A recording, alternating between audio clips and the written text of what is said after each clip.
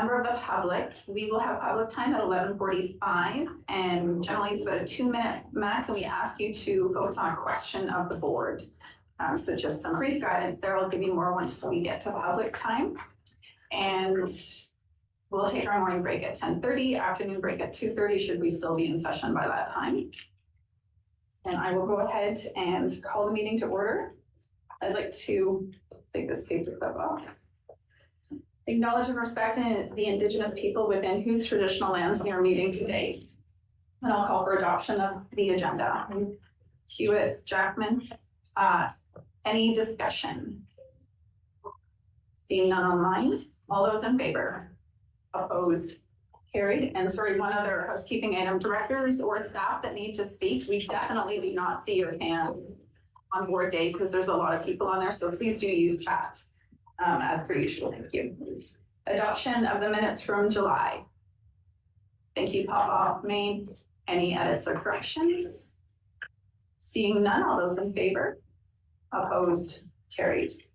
Thank you. Stuart, go ahead, give some introductions. Yep, so through the chair, we do have a new grants coordinator. Those in the Crescent Valley, you're very familiar with Ashley Grant, who is a former CSR at the Crescent District Grant Complex. So she's replacing Lisa, who retired at the end of June. So welcome to Ashley. Thank you very much. All right, we have a delegation this morning. Mr. Ken Glesnikov, do you want to come up to us? What's called Mr. Ken? Come on up and join us. Always good to see you. Good morning, everybody. Nice to see everybody awake and ready to go. So I'm doing a presentation on Forestry Works BC. And it's something that, we've been working on for quite a while. So it's time to start talking about it. I want to thank you all for taking the time to meet with me today. So I appreciate that. And today we're going to talk about something that's pretty important for the forestry in British Columbia. Did it switch yet? Okay, try again. There we go. Good. Who are we? This is a grassroots campaign that started from a meeting held about 2.5 years ago in Richmond. A bunch of independent guys got together and small companies, and it was launched. The campaign was launched in May of this year. We're a group of forest-based organizations, companies representing more than 1,000 businesses engaged in all aspects of British Columbia's forest sector. We're proud to stand up for the tens of thousands of workers and their families who are connected through and concerned story about the future of British Columbia. And we need your help. Forestry counts for us. Forestry is a major contributor to the government revenues. More than $6.5 billion across all levels of government are supported by the forest industry. It supports programs, services, infrastructure that British Columbians deserve and need. Not too long ago, forestry contributed over $14 billion to government revenues. The deficit projected going forward is $7 billion. So a healthy industry could reduce or even eliminate that deficit. We know that forestry matters to the Kootenays, but the fact is that forestry matters in every corner of the province. From hospitals, schools, roads, and communities, forestry has been the foundation of our province. BC elections are usually won through a very small corner of the province. There's 3 million people that live in Vancouver, over 3 million. 6 million live in British Columbia. And yet the Vancouver area tends to elect the next government. The Lower Mainland MLAs that are elected listen to their constituents who are aren't aware of how the forestry benefits their lives. So their constituents tell the MLAs that forestry is bad, which causes the MLAs to take a negative stand towards forestry. Many people in the Lower Mainland don't even know that we plant trees. And to be honest, that's very embarrassing. We in the industry have done a very poor job in telling our story and all the positive things that we do, all the contributions that the industry makes. And just for the record, the industry planted over 220 million seedlings last year. Healthcare is one of the most pressing issues in British Columbia right now. BC's 2024 budget includes 13 billion for capital investment over 3 years to support the construction of long-term care, acute care, and cancer care facilities. The fact is, when BC forest sector does well, we all do better. Businesses flourish, good jobs are created, young people stay in British Columbia. Families thrive rather than just try to survive. Housing is a human right, and any commitment to sustainable forestry for people begins with the working forest. As our population grows, so does our need for critical infrastructure, from schools and roads to hospitals. Political investment on critical infrastructure begins with government revenue, like the revenues that come from the forest industry. Forestry matters in the climate change discussion. And now more than ever, forestry matters in the wake of climate change and natural disasters like wildfires. By actively managing our forests, we reduce the severity of wildfires, protecting our homes and lives. In 2023, 2.84 million hectares burned in BC. That doesn't mean a lot to most people sitting at this table as far as the number. But if only 25% of that was merchantable timber, that's 213 million cubic meters. That's 4.75 million logging trucks. Just to try to give you an idea what that means. That's 4 years of cutting for the province. We did that in 5 months. The craziest part of what I'm giving you right now as a number is that it would run our sawmill and mass timber facility with 350 people for 700 years. That's the magnitude that we're talking about as far as the fires go last year. On the carbon side, British Columbia emits 62 million metric tons of carbon per year as a province. The fires in 2023 emitted 102 million metric tons. The average car uses 4.6 metric tons per year. So that's 22 million cars we would have taken off the road. Heat pumps, electric cars are dwarfed by what we caused with those fires last year as far as carbon emission. Not saying that we shouldn't have EVs or heat pumps, but just to put it into perspective, it's a very significant number. What's the future? Today, the future of forestry is uncertain. Simply put, our industry cannot keep up with the plethora of policy changes over the past number of years. And neither apparently can the government decision makers who are trying to issue cutting permits. The result is harvest levels have fallen to less than 60% of the actual annual allowable cut. At the current rate of harvest, the sector will lose the critical mass to sustain itself, and impact will not just be felt by our local supply chain businesses, but all across British Columbia, by everyone in British Columbia.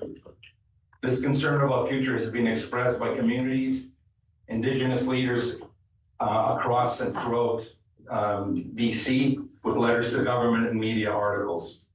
And now the Kamloops City Council has recognized the critical need to support the forestry through a forestry-focused resolution that will be discussed at the UBCM in the fall.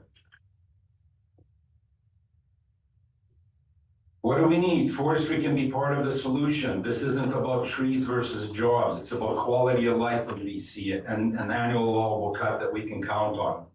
BC is larger than most countries in the world, 95,000 hectares. Historically, the forest industry operates on 200,000 hectares a year, or 1% of the forestry land base. Last year it was 0.4%, because we harvested for less than 50%. At this rate, more mills will close if it doesn't get changed, and once mills are closed, they generally stay closed. They will not open. And the big piece I'll throw in here for me right now is being the chair of the ILMA. What concerns me the most is the small mills are going to get hammered much harder than the rest. There are 1,000 parks and protected areas in British Columbia, just under the size of Greece or just bigger than Cuba or Portugal. I was in Germany twice this summer on business, and I was very envious of what I continued to hear because the industry there does have a social license. They look at their forest as a garden, and they say we need to tend our garden to gain all benefits from it. They selectively log, they thin, and they clear cut where necessary. Because of this, they have way fewer forest fires because they're managing the forest. Stanley Park, when I was in Germany, my wife called me and said, you should see the news article that was on CTV News. So apparently the city of Vancouver, this is secondhand, I didn't see the news clip, but my wife did. The city of Vancouver went into Stanley Park and cut down some dead trees. These are danger trees, these are things that could start on fire. And now they're being sued by 10 people in Vancouver, and they're suing the contractor for cutting down dead trees in Stanley Park. And this is an issue. We in the forest industry have done a very poor job educating the people of this province about all the positive things that we do. We're like whack-a-mole in the arcade. We pop our head up, we make a comment, we get whacked, and we go back into our hole and we shut up. And what we're trying to do here is create a grassroots movement that isn't gonna put anybody at risk, but talk about facts.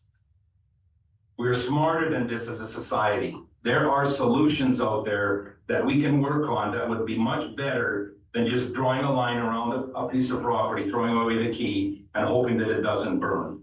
And then none of us gain anything, right, in those types of solutions. And it just does not work. Over time, forests work through their cycle.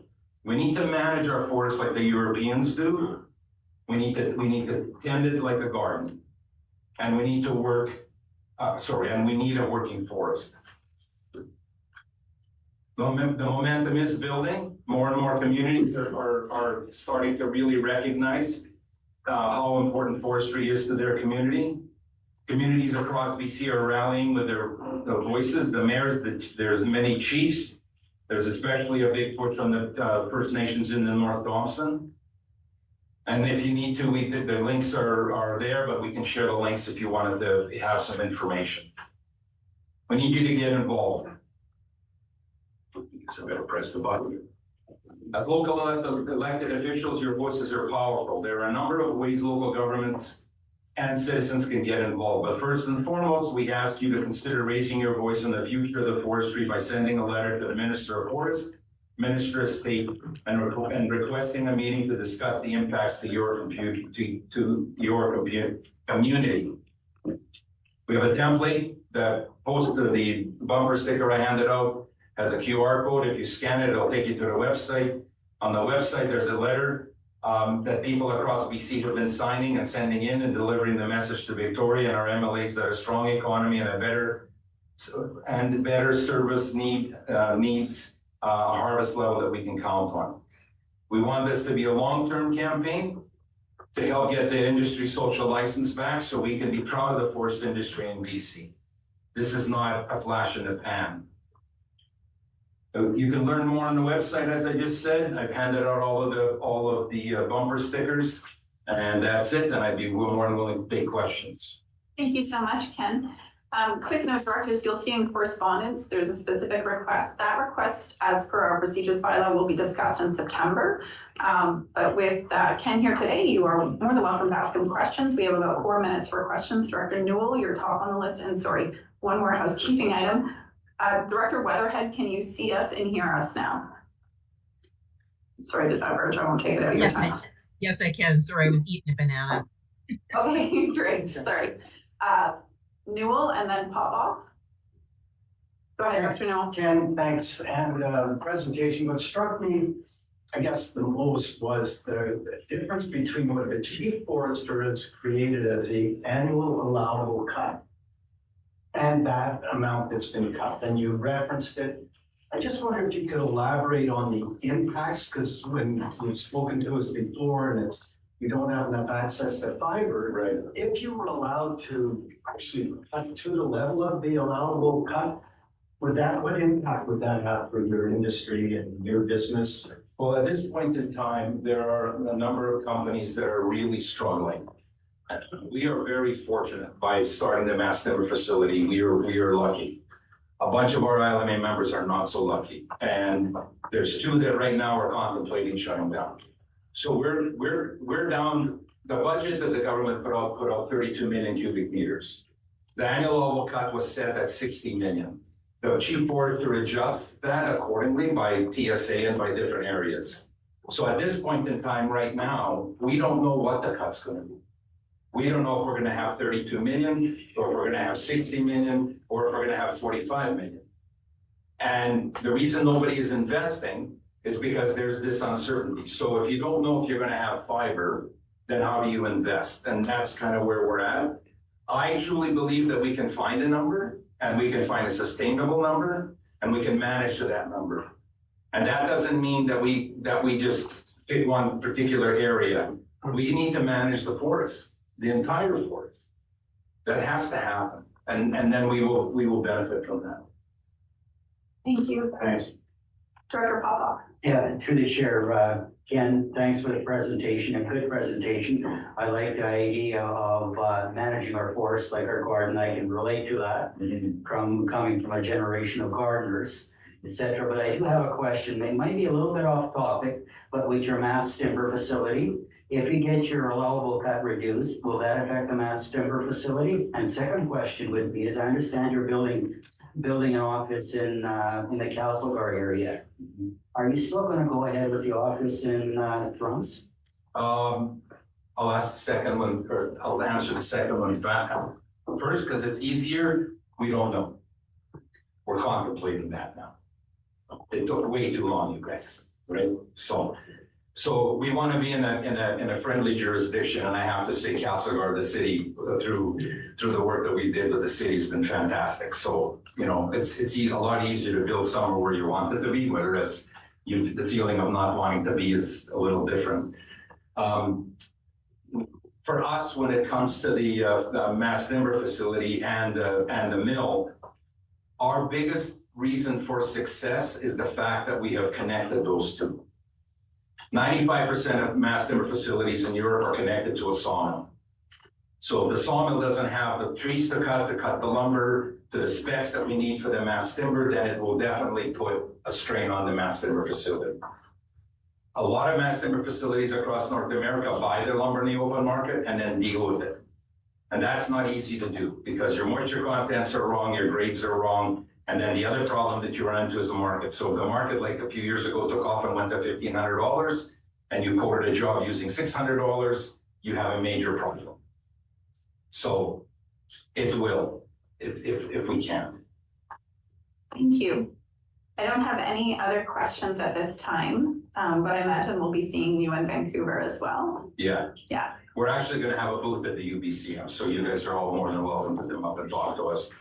There is some, and I have a really tough time with the details of when the bid gets dropped, this campaign has to be careful on what it says and all this other stuff, and that's going to be really hard for me. But anyway, we're going to do our best. We're going to do our best. So thank you very much. I appreciate your time. Thanks. Thank you, Ken. Always good to see you. Okay, directors. We'll keep going with our business. Item 3 for information, committees and commissions. You've all received the minutes there. With recommendations like Husband Area K, who would like to move those? I can move that. Yeah, go ahead. You can probably do them as a block. I will move that as a Oh, block. sorry. My bad. Don't listen to me. Do them separately. Yeah, I'll do them separately. Okay. I move that all vote that the resolution 404-24 being the allocation of Nakusp and Area K Recreation Commission number 4 funds be amended by changing Music in the Park, $2,500 to Arrow Lakes District Arts Council Society, $2,500. Seconded by McLaren Co. Discussion. Seeing none, all those in favor? Opposed? Carried. And your next one. I'll vote that the board approve the payment of the following grants from the Recreation Commission number 4, Area K and Village of Nakusp, Service S 28228, 2024 budget, Royal Canadian Legion Branch 24, $1,800. Thank you. Second, thanks, McLaren Co. Discussion. Seeing none, all those in favor? Opposed? Carried. Thank you. Item 3 .2.2, Earl Creek Water Treatment. Who would like to take that one? Tierney? Hey.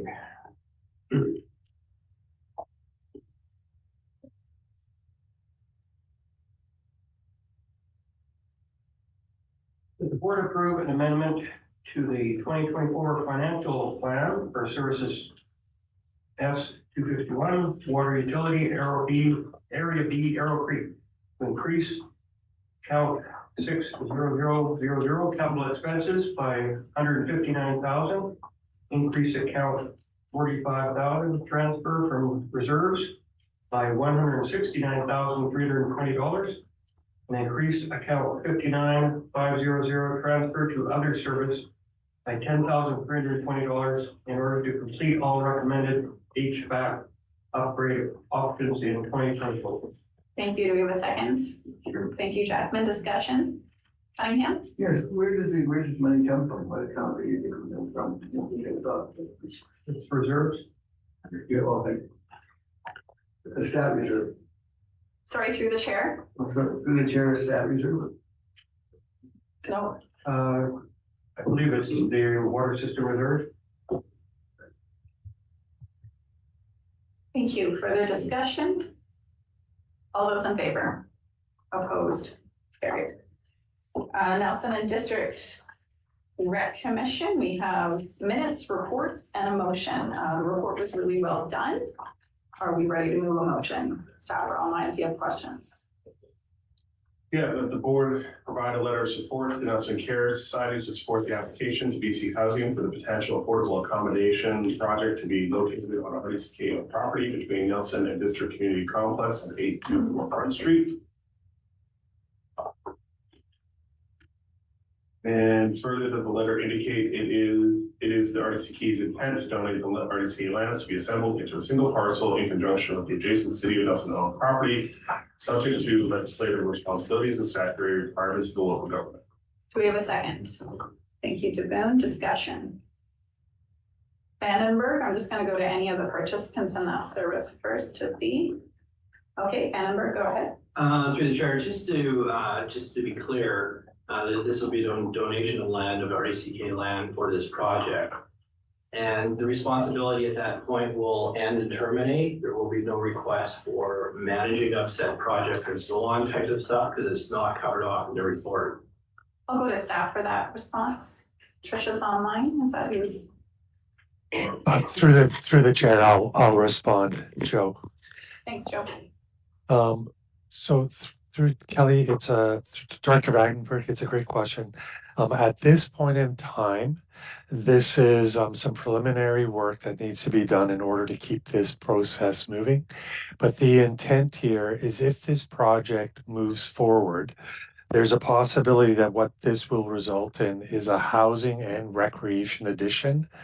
But the piece of the building, so that part of that building that will be managed by Nelson Cares through a typical BC housing relationship. So to the point, it will not encumber us as an owner, but we may have a space in that building that we're using for recreational purposes. Is that the question that you were asking? So it doesn't encumber us as an owner, no.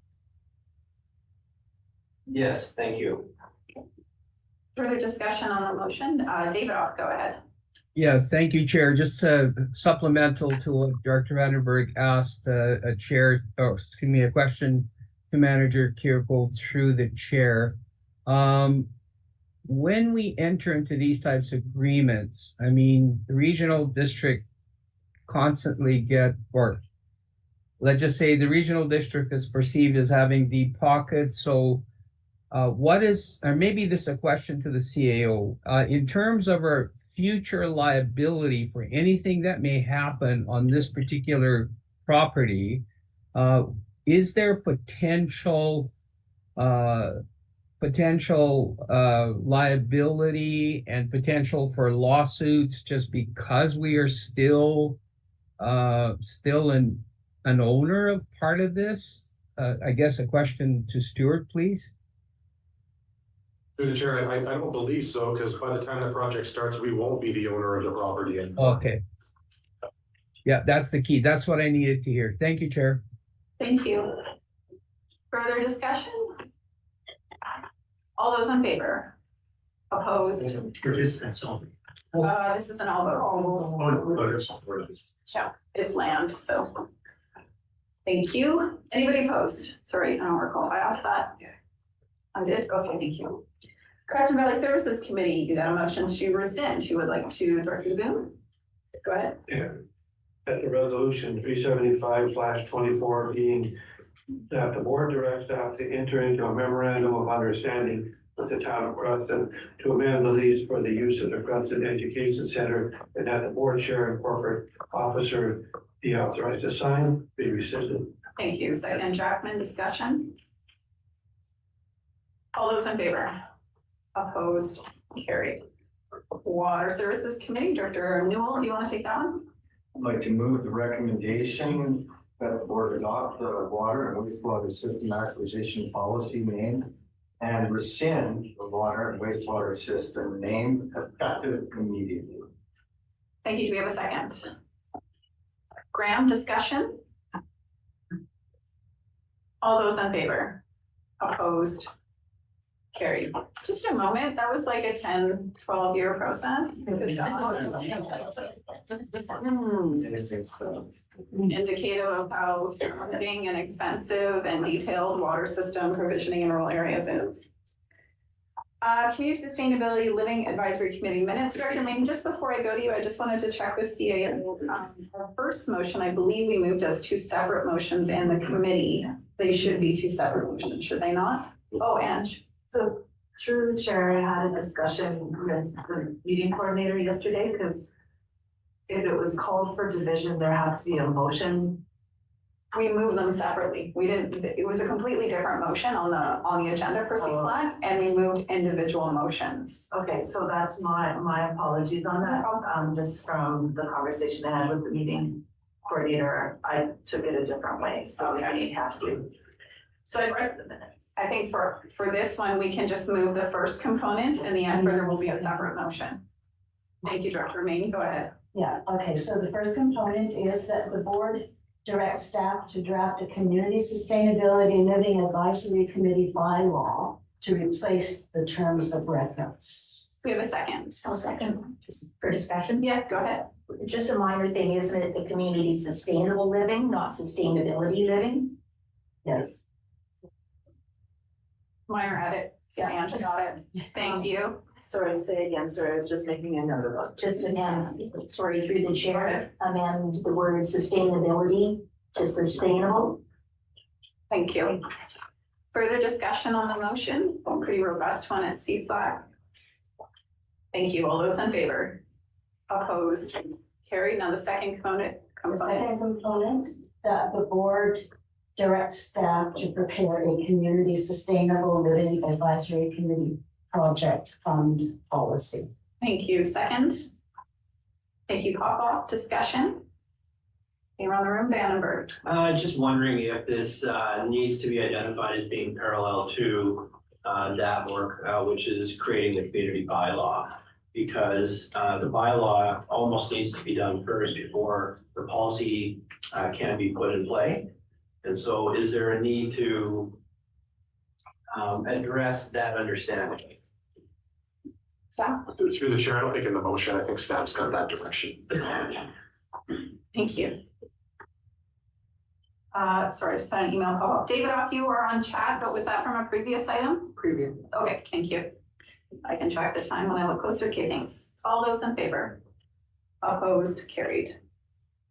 The third motion now, go ahead, Director. And this third one is an all vote rated, that the board directs staff to submit an application to the 2024 Age Friendly Communities Grant for the Regional Mobility Working Group in the amount of $25,000. And further, if successful, grant funds be allocated to A108 Development Services and the previously allocated $15,000 local government climate action program funding, resolution 38424, be returned to S100 reserve, and further that staff be authorized to enter into a contribution agreement with BC Healthy Communities should the RDCK be awarded funding. Thank you. Do we have a second? Anybody? Thank you. Call vote, discussion? You don't mind? All those in favor? Opposed? Carried. 3.2.7 Joint Resource Recovery Committee Director Jackman, you shared that yesterday. Go ahead. Thank you. So for recommendations of the meeting, the first one is all vote. I move the board send the letter as drafted to the Ministry of Environment, Climate Change Strategy regarding the extended producer responsibility programs in the RDCK. Second, Noel, discussion? I have a question. Yes, go ahead, Tim. Yeah, maybe I should add the other thing. I read the letter, of course, and I was involved in the discussion, and it's an excellent letter. The only thing I'm curious about is the CC list, because I didn't see who would be copied on this, and I'm sure that our MLA would and should be copied, but I'm wondering who else should be on the CC list to spread this information around. We've had an ongoing work with this. So I think we probably have a standard CC list now. Yes, through the chair we would, but we'll confirm that definitely the MLAs are on there. Yeah. And we would know that it'll go out before UBCM, but of course after UBCM, we would not be CC. Further discussion on the motion? Seeing none, all those in favor? Opposed? Carried. And the next motion, go ahead. Thanks. This is all vote weighted. It's rescinding the resolution. So I move that the resolution number 351-24 being as worded in the minutes be rescinded. Second, Newell, thank you. Discussion? All those in favor? Opposed? Carried. And as worded in the agenda. Yeah, of course. Yeah. Third recommendation, also all vote weighted. I move the board approve the RDCK enter into a consulting services agreement with, gotta figure this out, Autogen Engineering Corporation for Roman Arrows Transfer Station Expansion Project. Chair and corporate officer be authorized to sign necessary documents, the value of $60,609 plus GST, and further costs paid from service A117 Recycling Central Region. Thank you. Seconded, Newell. Discussion? All those in favor? Opposed? Carried. And the last motion. And the last one is again, all vote weighted. I move the board approve the indemnification provisions included with the service agreement number 2023-253 EMB with Waste Management Canada Corporate for provision of collection, transportation, marketing of industrial, commercial, and institutional old corrugated cardboard to the effect of indemnifying Waste Management in Canada against losses that may result from the actions of the RDCK. Second, thank you, Newell. Discussion? Thank you. All those in favor?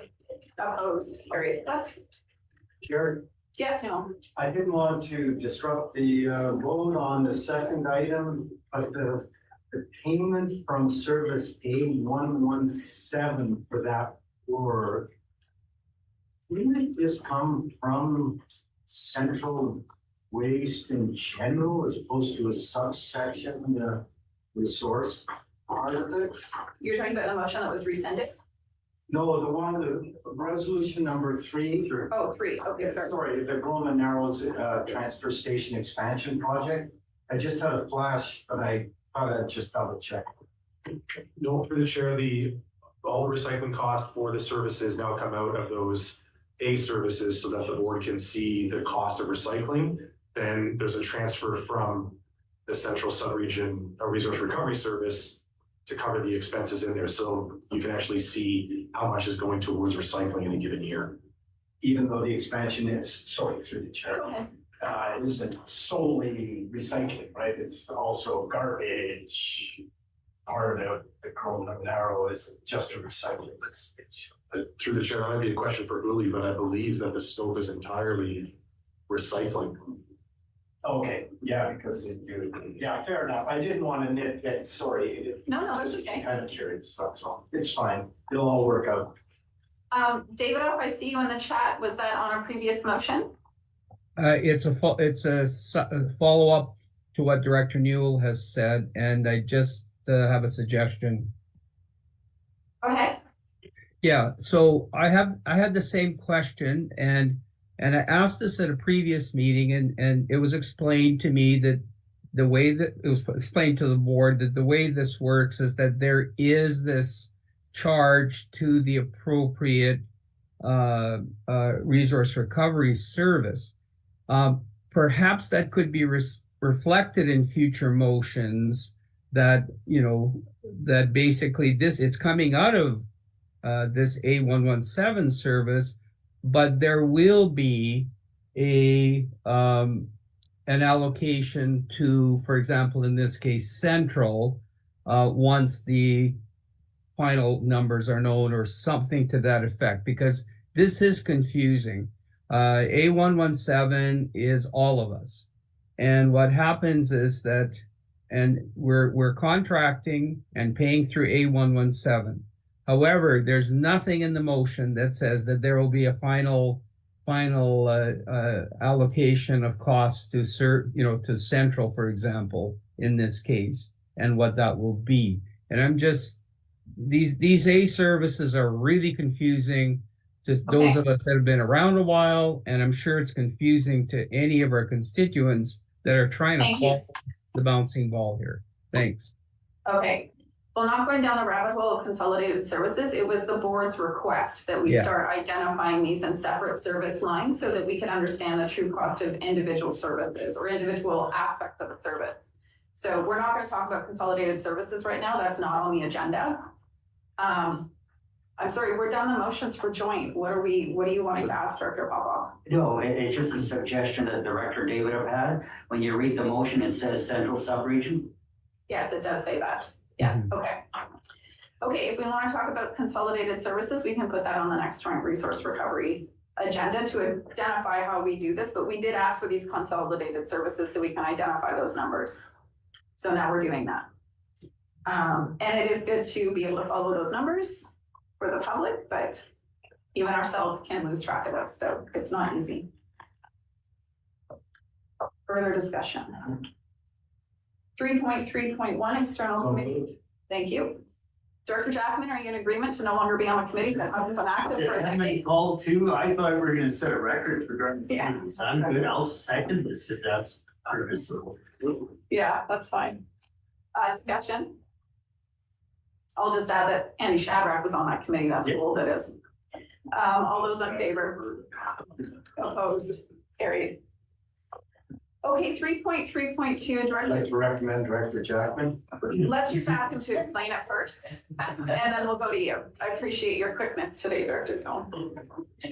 Director Jackman, can you please explain IJC and what this motion is in a very concise way? Thanks. Sure, trying to do a little better than my concoction of whereas clauses, which is the only way I had to construct this. I will note that since the late 90s, I became quite interested in the activities of IJC, International Joint Commission. They have an order under their board, an order on Kootenay Lake, which has been in effect for decades and decades. And largely all we hear about once a year is that little window.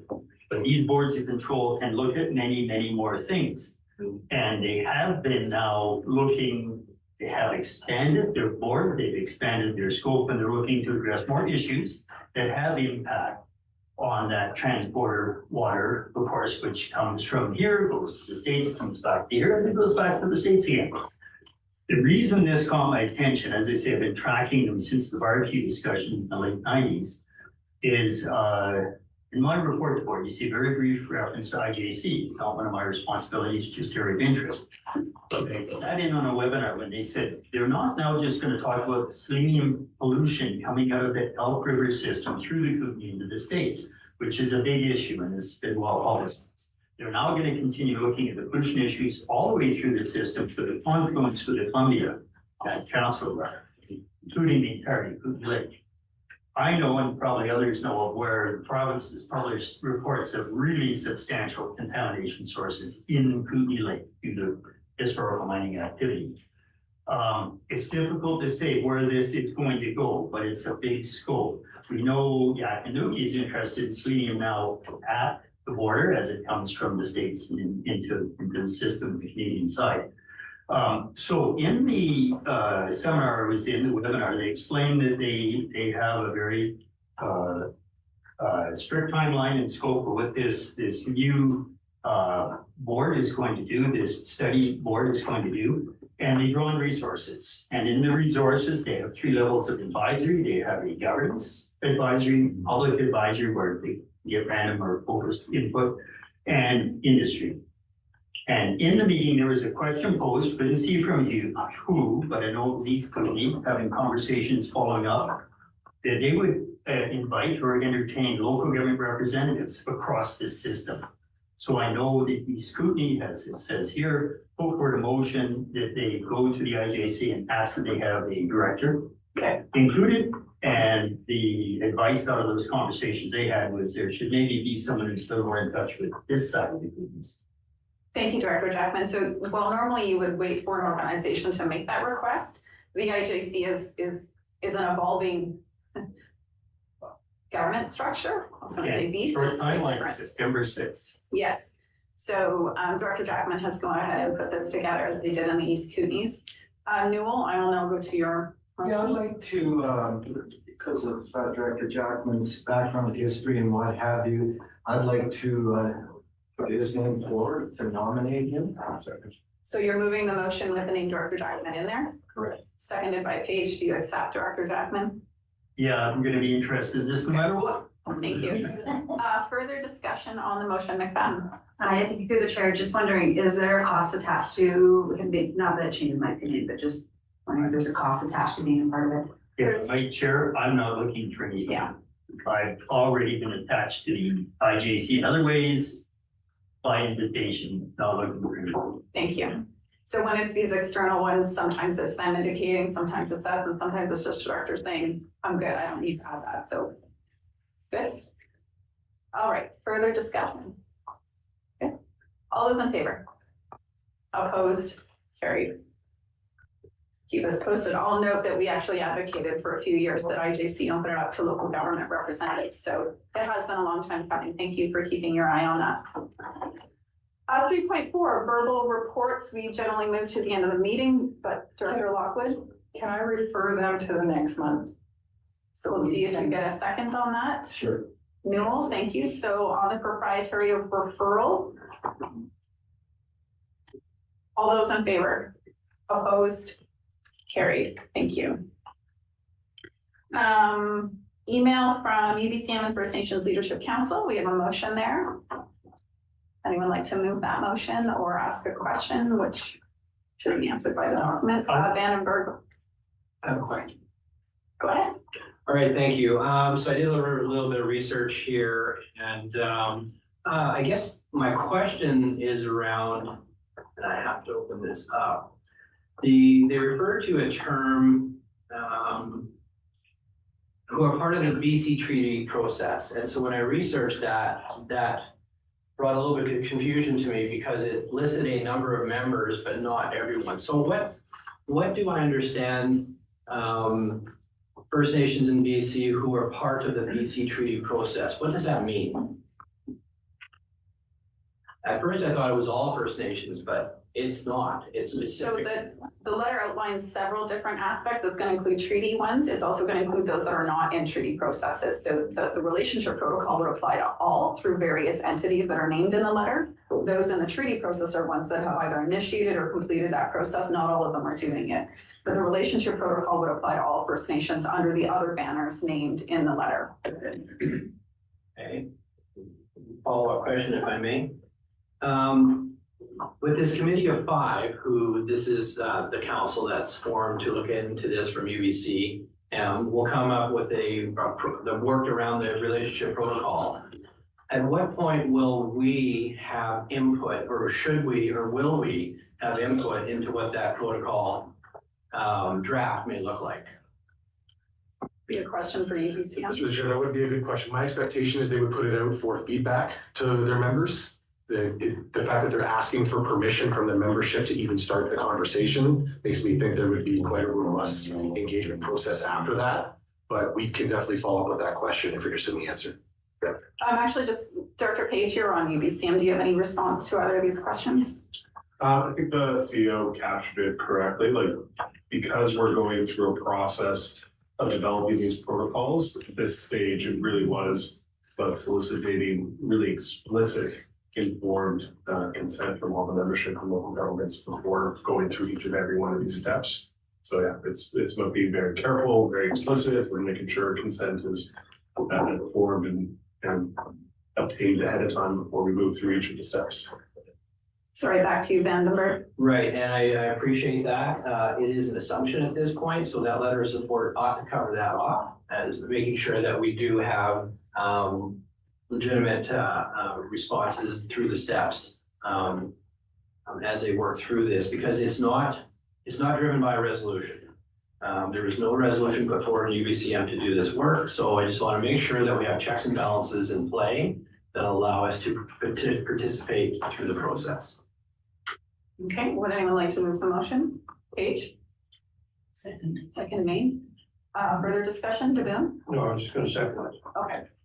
Paige, go ahead. I think it's appropriate to put expectations from our perspective on what we might want to see, not whether or not that gets picked up or not. I would also just note that there is a confluence of resolutions over a number of years that indicate support for doing this work. They may not be explicit to the naming of this work, but the intent and for us, what the membership has asked for is why we're giving explicit with yes now. But I think we can certainly ask that whatever our concerns are in the letter, and they'll be considered. Okay, thank you. Further discussion? All those in favor? Opposed? Carried. 5.1 to 5.4 are for information. Again, 5.4 will be on the board agenda in September for discussion because they were a delegation today. Does anyone want to pull 5.1 to 5.3 at this time? Dannenberg, which one? 5.3, and just a clarity question. Okay, 1 second. Anyone else want to pull any communications? Okay, 5.3 for clarity. Right, so it's a formation of a, what are they calling it? Walrus is forming an SEI secretariat for the Southeast. Does anybody know what that means? Yeah. It's an oversight group. It's an oversight group specifically evolving around the issues with the Elk River contamination. So you can Google it. It's not our information. They're just giving us a heads up on it.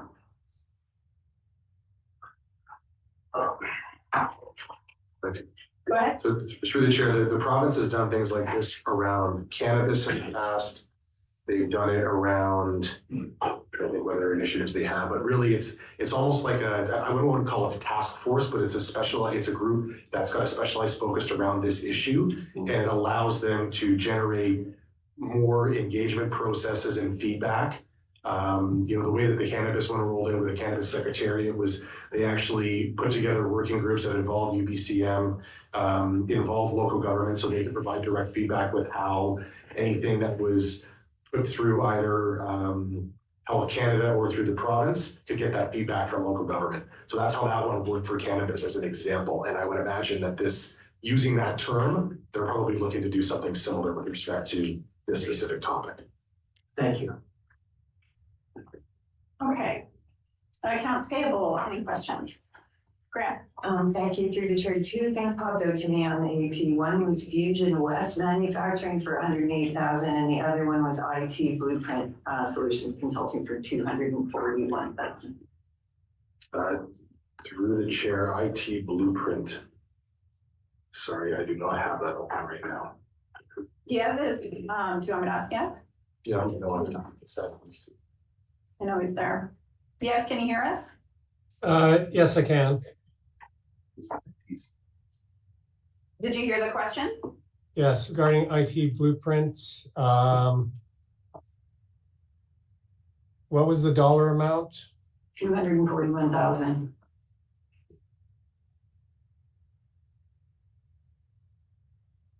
Are we on the same line? It's on the top 80%. Okay, I would have to look into that and get back to you on that one.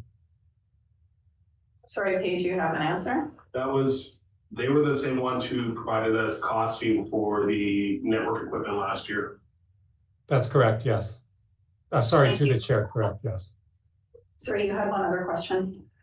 Yeah, the other one through the chair was Fusion West Manufacturing for 108,000. Do you have that one yet? I do not. I would have to look into that and respond back. Supplemental, Yeah. these reports would be a lot easier if they had lines, or different colors so that we could review them more easily. I think I've made that suggestion before. Okay, thank you. If I could also, through the chair, directors have questions on the AP report when it goes out.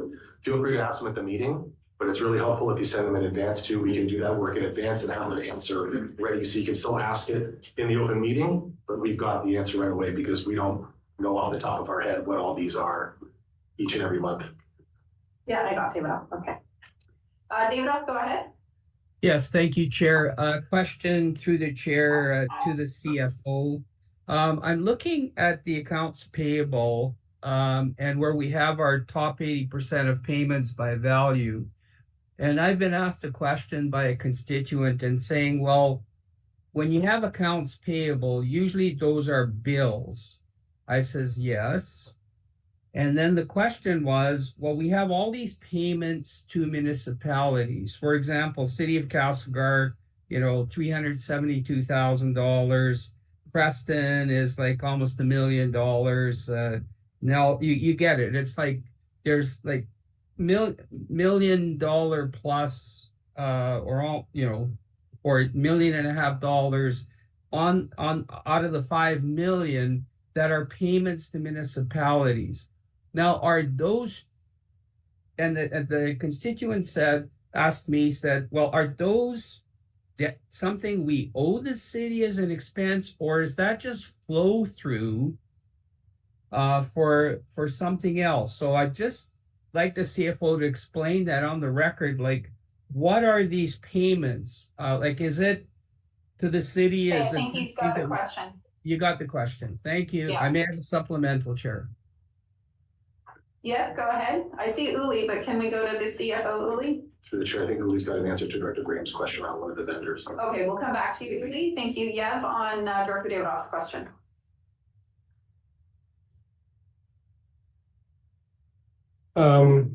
Yeah, thank you, Chair. So these are the payments to municipalities are for the most part contracted services that we have to the municipalities with the municipalities.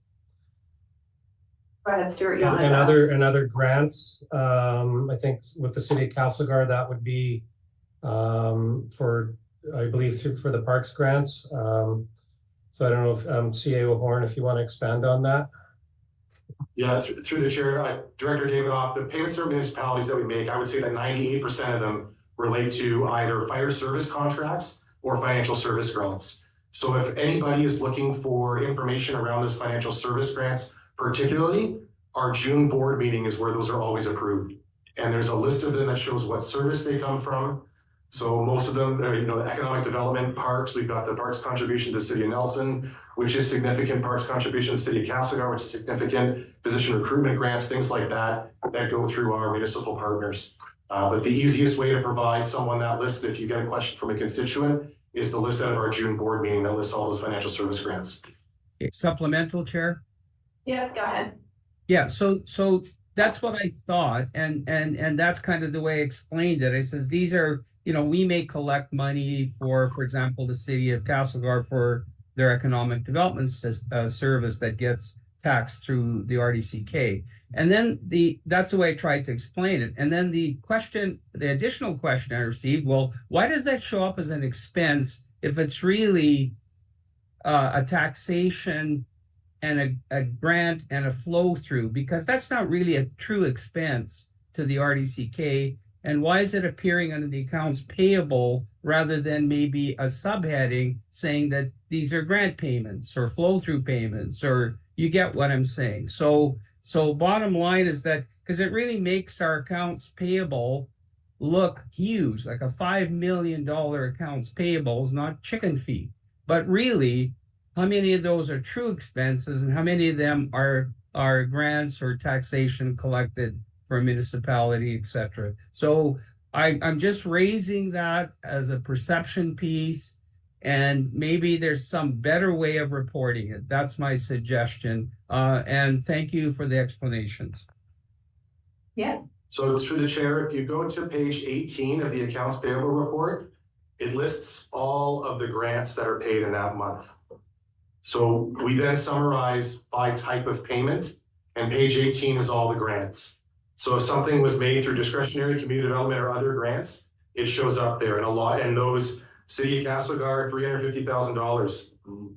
Village of Anacostia, $473,000. That's for the arena that we support through a service there. So we do separate things and report them so that the public can see what's a grant and what's an operating expense. Yeah, it just in the top 80% of payments for July 2024 in our accounts payable, it just looks horrible that we, $4 million, that includes all those things. It's just I guess it's a perception piece, and I did try to explain it, and you've confirmed the way I explained it. But the bottom line is that when you look at a $5 million accounts payable figure, the motion that we're going to pass or we're going to consider today, it's just you could see how there could be some confusion. That's all I'm saying. Thank you. Through the chair, I completely understand how if you read 2 pages of a 21-page report, you could be misinformed with what's there, but I encourage everybody to read the entire 21 pages. It is further defined as you're suggesting on page 18. Uli, you had a response to Director Graham's question on one of the items. Go ahead. Correct. The question was about the $108,000 invoice from Fusion West Manufacturing. This is for the order of roll-off bins for our transfer station hauling. It was approved in April, in the April board meeting as an expense. Thank you. You got that, Director Graham? Okay, great. Okay, we are on item 7.1, procedures bylaw. So there's a couple different ways we can do this. Staff have summarized the input received, and they collated some of the input to highlight the things that were similar, so they weren't all individual. The proposal from staff was to do similar, that we did on the notice bylaw, which is to send a survey to glean responses on the items that they're seeking further direction on. So that can be the outcome of today, but if we want to entertain some discussion on it, we can do so now. I do have Jackman. We're not going to be moving a motion on this, but we can entertain some discussion. And then again, did you want a motion to direct doing a survey, or can that just be direction of staff? Well, through the chair, that can be direction of staff. We'd like to try to scope it the way that Dan did for the public notice bylaw, where you would just ask specific questions. Yes, no, that's great. A great way for staff to get that feedback into the bylaw, as opposed to, the struggle you'll see in the report here is we had one director mentioning something and staff did not feel comfortable making a change to the procedure bylaw based on the feedback from one director. So that's what this survey will try to accomplish, if we can do that. Do you agree with putting something in there that relates to X, yes or no? So I've got, I know you already got Graham, I believe. Yeah, Jackman, Newell, Popoff. And I will go ahead and explain the one I suggested, just so you know. The provincial administrative one was the one I suggested, and that was to identify the items that come our way that are specifically directed to us to manage through provincial direction. So that would be things like EDMA or something along those lines, so that we can start identifying in our agendas things that are directed for us to do versus those that we might have discretion on doing. So that was just one of the explanations on what the provincial administrative section would be. So I just want to provide that answer. So who was first on the list? Jackman, go ahead. Sure, thanks. So, and I'm guilty of not articulating my thoughts earlier or very well. I talked a little bit about the introduction of what we call an advisory now. We wouldn't call it an advisory committee here, so now it's a committee. But an advisory is different. We have advisories now for water. We have advisories for one drainage system. We're talking about them for recreation, parks, trails. So I wanted us to just have in mind whether or not there's a real distinction between an advisory committee and any other commission committee. What it says right now, that I think is incorrect, the advisory is established to provide information and advice to the board. I thought the distinction was going to be an advisory is quite different. It provides information to staff, and then through staff, we will see a roll-up. They're different. They do not have the voice to the board that a committee or commission has. And I've told many volunteers, when they're trying to, this is where I'm gonna go with it, volunteers. They wanna step up, and I say, if you put your name forward, you have a direct voice to the board. Doesn't matter if it's in the room during the conversation or not. You guys come up with something, I don't override it, it goes to the board. That has its pluses and minuses. The minuses we've seen, say with the Crescent Valley Ag Advisory, which is a commission, is that they want to remain a little more conversational, a little less rigid, and not be in the public eye the way they have been. So what I'd like us to establish is an advisory or voice to the board, which this bylaw amendment implies, or is it in fact advice through staff? And do they then have to comply with public attendance, open meetings, and all those other requirements? I think if we sorted that out, we would find we get more volunteers for advisories. And as we move towards even this advisory model for recreation and whatever else, that needs to be clear to people when they step up. So that's my quandary right now. Okay. Do we have, Mike to speak to that, or do you want to speak to that? Or Ange, sorry? Oh, through the chair, that would be something I'd have to discuss with Mike on the definition that would be attached to that, just because at this time there is a provincial advisory committee definition. And so we would just have to take a look at both and see where we can come up, what we can come up with. The direction that you've given, and then looking at the provincial definition. Supplemental, can he see that provincial definition? Yeah. Sort of as a little isolated snippet? Because I'm worried we're gonna use the word advisory without quite understanding what it means. And sorry, Stuart, what were you saying? Me? No, nothing. Okay. Just the mic was on there, but. And sorry, who from staff, are you taking notes, or is Mike online to take notes? Next there as well, just take it. Okay, great. Oh, there's Mike. That's why the screens don't work very well for me. Okay. Okay, add page to the list, and who is next? Graham, go ahead. So when I was reading, thank you for all this work. This is great. Through the chair, just something that came to my mind when I was reading through this is whether this board is ever going to be considering using electronic voting instead of paper voting. And I guess I'm wondering, we're a large board. It seems like it's very time consuming to do all of this paper voting that we do. And I'm wondering what like other large boards are doing, and if that's something that is being considered here in the revision of the bylaws. Oh, Ange, go ahead.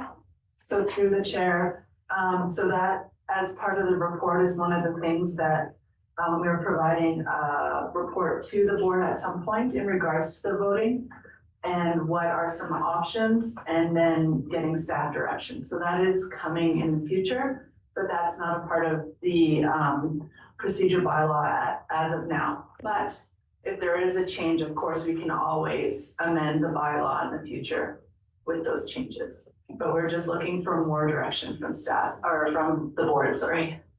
And so, but that direction will be synced once we get the report back on the voting. Yes. Yeah, okay, thanks. And I believe there was a question at that time that you had asked, or someone had asked, that report will look at how other boards do it as well. So it should be covered at that, in that one. Newell. Thanks. Just a couple of observations, and thanks for the report, and thanks for people putting their ideas forward. But there were a couple that kind of came to mind that might require more than a survey, because eventually, so I'll go to part 3 meetings, attendance of directors at meetings, and the fact that someone is suggesting that only a specified number of electronic meetings could be attended per year. In other words, implying that more in-person attendance would be required. A, is that allowed, like through the Local Government Act? B, I don't understand the logic. You know, when you get an idea, it's just an idea, but not really what the person who suggested it is thinking in regard to that. So I'm not quite sure how to, it's kind of suss out that kind of nuance. So that's the first thing, and I don't quite know how to deal with that. And I think I'd say that I don't understand the logic around Part 5 meetings, request that all committee and commission minutes be received 3 days prior to the board meeting. You know, which would then mean RAC couldn't happen that week and CSLAC. So while the survey idea I think is great, I think there's some nuance that we need to decide how we want to process someone's thoughts. So those are two examples that I think we needed a discussion and just maybe either shut it down or say, let's explore it more. So for instance, the second one, I say we just shut that down and say, you're at the committee meeting, you're at the committee, so you know what happens, so you don't need 3 days notice necessarily. But anyway, I don't know what I'm saying. I don't think a survey will work. Well, just to note that it is a good consideration that the 3 days in advance, we have discussed in the past, we've looked at different ways of doing the schedule. When we start moving all of our committees to the week previous, I'll just ask Stuart to explain this because I recalled in the past when we discussed it, it drastically impacted the flow through of business we need to address. So it was not recommended. Stuart, do you? And through the chair, you're taking out 2 weeks now for our ECK business instead of 1 a month, which was a strain on your schedule. So that was something that we didn't consider mainly because of that draw on your time. To Director Newell's points, I think that you're getting into the how, which is what staff has not looked at.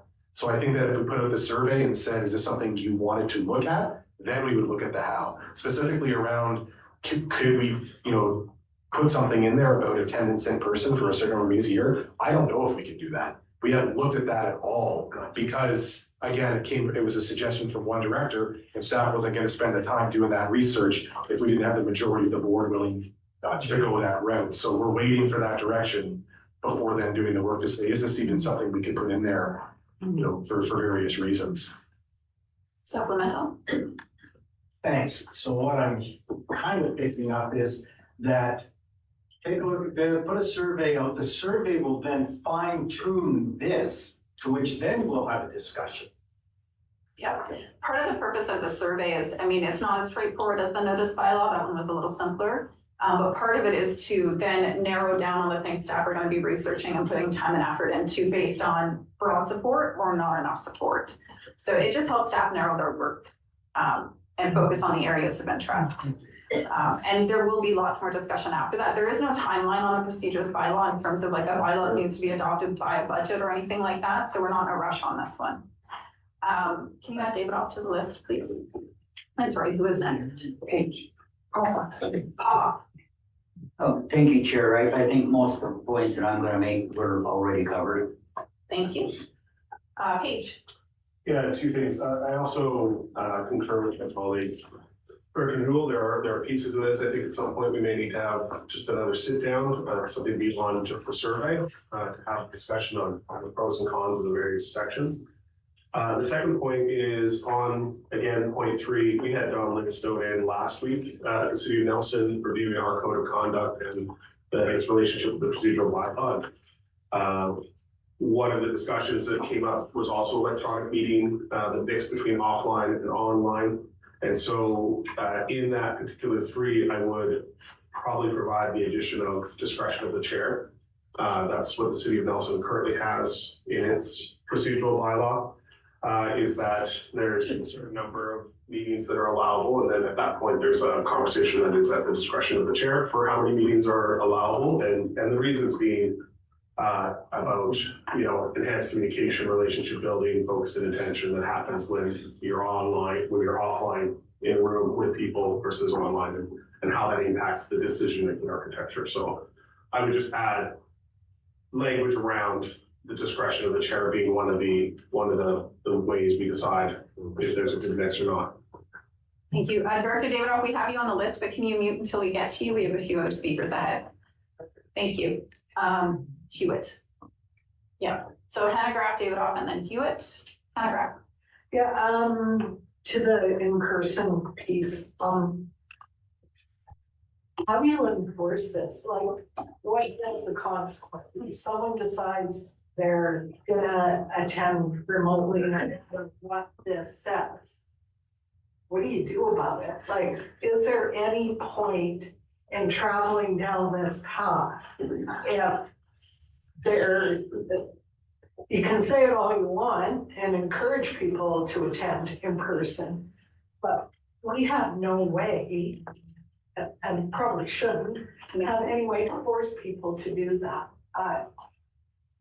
Yeah, through the chair, I don't know the answer to that. As I mentioned, we haven't looked into the how at all on that.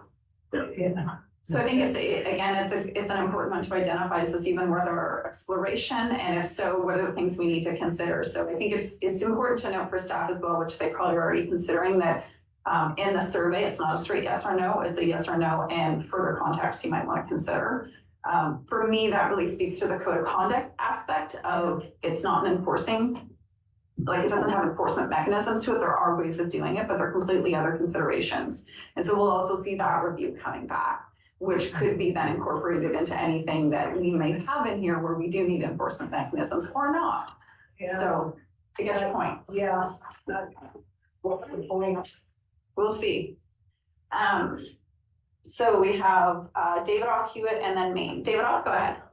Yes, thank you, Chair. So again, on the same point, the RDCK, I refer to it as one of the most progressive organizations around when it comes to recognizing meeting attendance virtually or in person. And we had this in place pre-COVID. We had all this in place pre-COVID. People shouldn't be driving on horrible roads, coming to a meeting that may only last 30 minutes. And the bottom line is that hybrid option is a safety issue. It's also a human rights issue, because do I have to provide a medical notice to why I can't be at a meeting? Is that what it's going to boil down to? Because if I have to, I will. And the bottom line is that I think we need to look at human rights. We need number one, safety needs to be job one. I remember driving from my office in Trail to Nelson for a 1-hour meeting, back to Trail to my office, then back to Nelson. It was a huge cost and a safety issue in the winter. So the key thing is it's a lot more than to this. And I'd hate to see a progressive organization going backwards. Thank you, Chair. Thank you. I think it's important to note that if, once we get into the question around electronic participation, I don't think the intention is to remove that option. It's to indicate the limits in which someone can attend solely via electronic participation. So it's just putting parameters around it. It's not to eliminate it. I don't think anyone's interested in eliminating it. It is critical. It's critical for the public. So just to clarify, I don't think anyone said that we would eliminate electronic participation. But the question is, are there parameters that need to be considered around that? So that's what we would put to staff, and that would be part of the survey. Dr. Hewitt. Okay, thank you, through the chair. On the same thing, but I'll add a different element. With electronic participation, we got people who could be away for 6 months out of the year, out of country, and they're not participating on a community level. I don't have a problem with somebody participating electronically every meeting, because there are different circumstances for different people.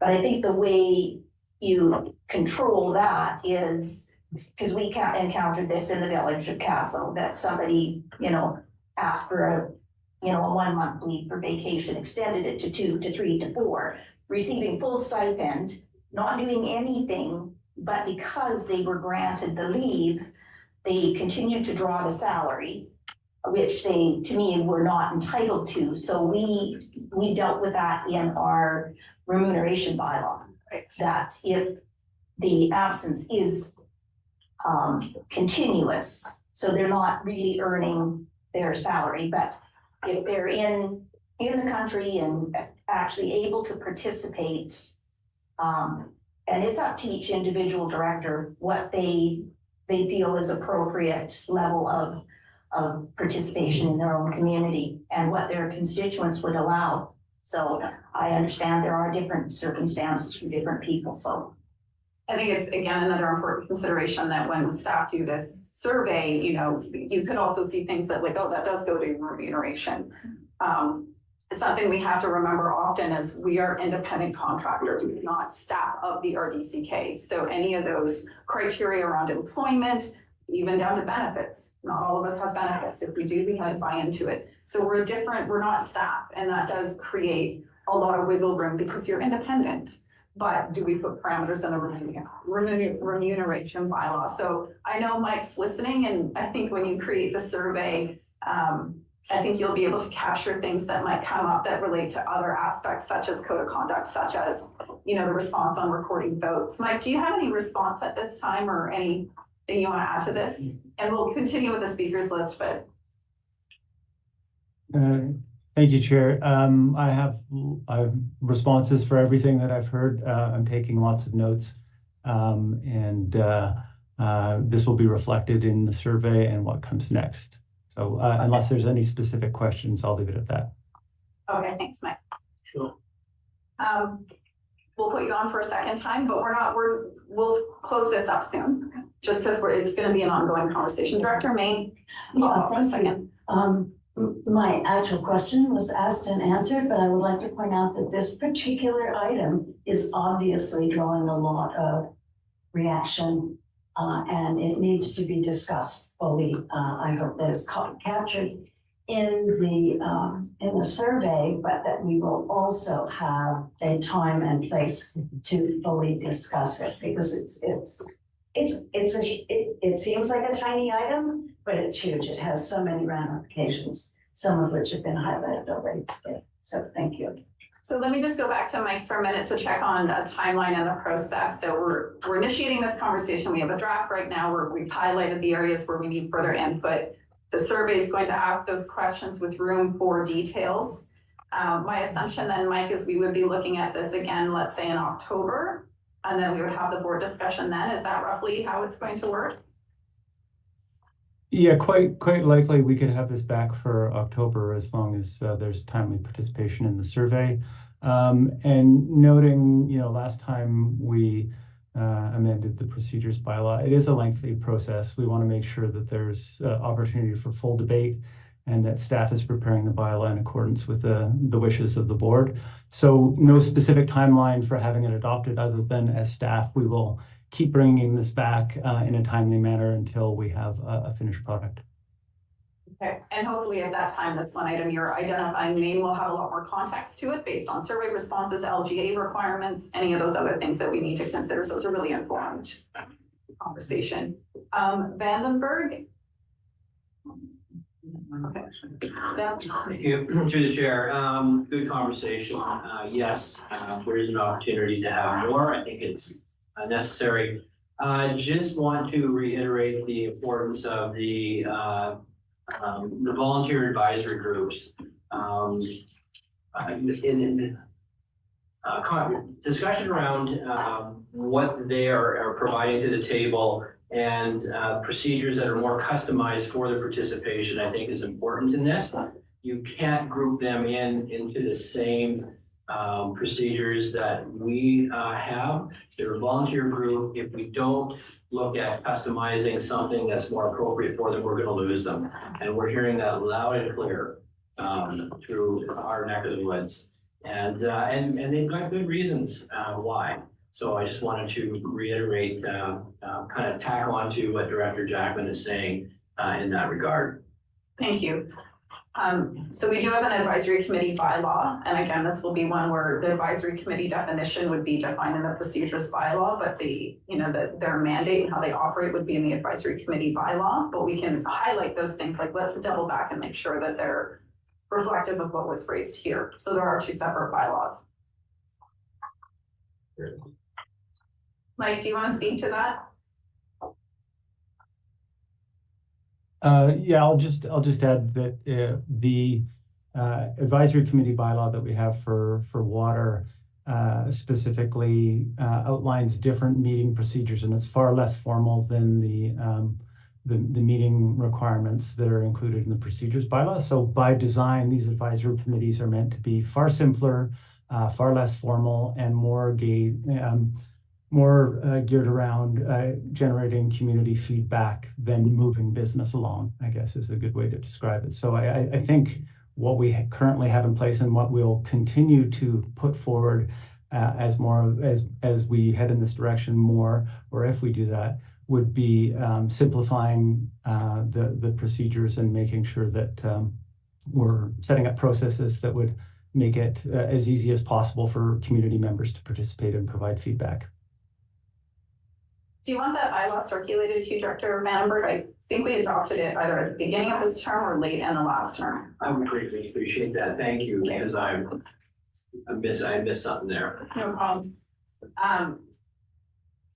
I'll make a note of that, or Mike may have already made a note of it. We'll make sure we get it locked with and then pop off for a second time, and then we're gonna take our morning break. I don't have anything to add, or question, but what I wanted to say is that the policy that we just went through that was sent out 4 or 5 questions, only 7 people responded. Right. So I've heard 11 people speak on this. I'm really looking forward to seeing that there's 20 people respond on this. That's all.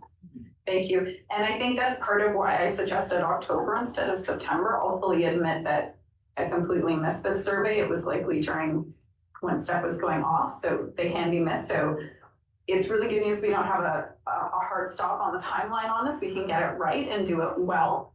And I'll pay more attention to those surveys that come out because I missed it, full disclosure. I don't know who missed it, but only 7 responded. Pop off for the second time? Yeah, just a question, I think Director Hewitt brought it up, does attendance in person really belong in the procedures bylaw, or should it be in the remuneration bylaw? Well, electronic attendance is in the procedures bylaw because it outlines what procedures are acceptable or not. Remuneration would be separate to how you're remunerated. I'm particularly talking about in person. So, we have the option right now to either participate virtually or in person. So, to keep that option is great, but the in-person part more than likely would belong in the remuneration bylaw. An example that was given, if you're away for 6 months on a holiday, then your remuneration can be cut back. Well, I think they, through the survey, might can flag those things that again would go in a separate bylaw, but we do need to keep the parameters for an electronic participation in a procedures bylaw. Yep. Okay.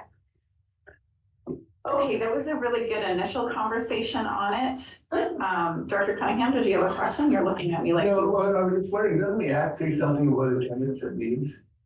Doesn't it say something if you missed more than 3 meetings or something like that? Yes, there are the act considerations, yes. Thank you. Yeah. Again, that would be reflected in different, likely in the remuneration bylaw, but that's also an LGA requirement as an elected official.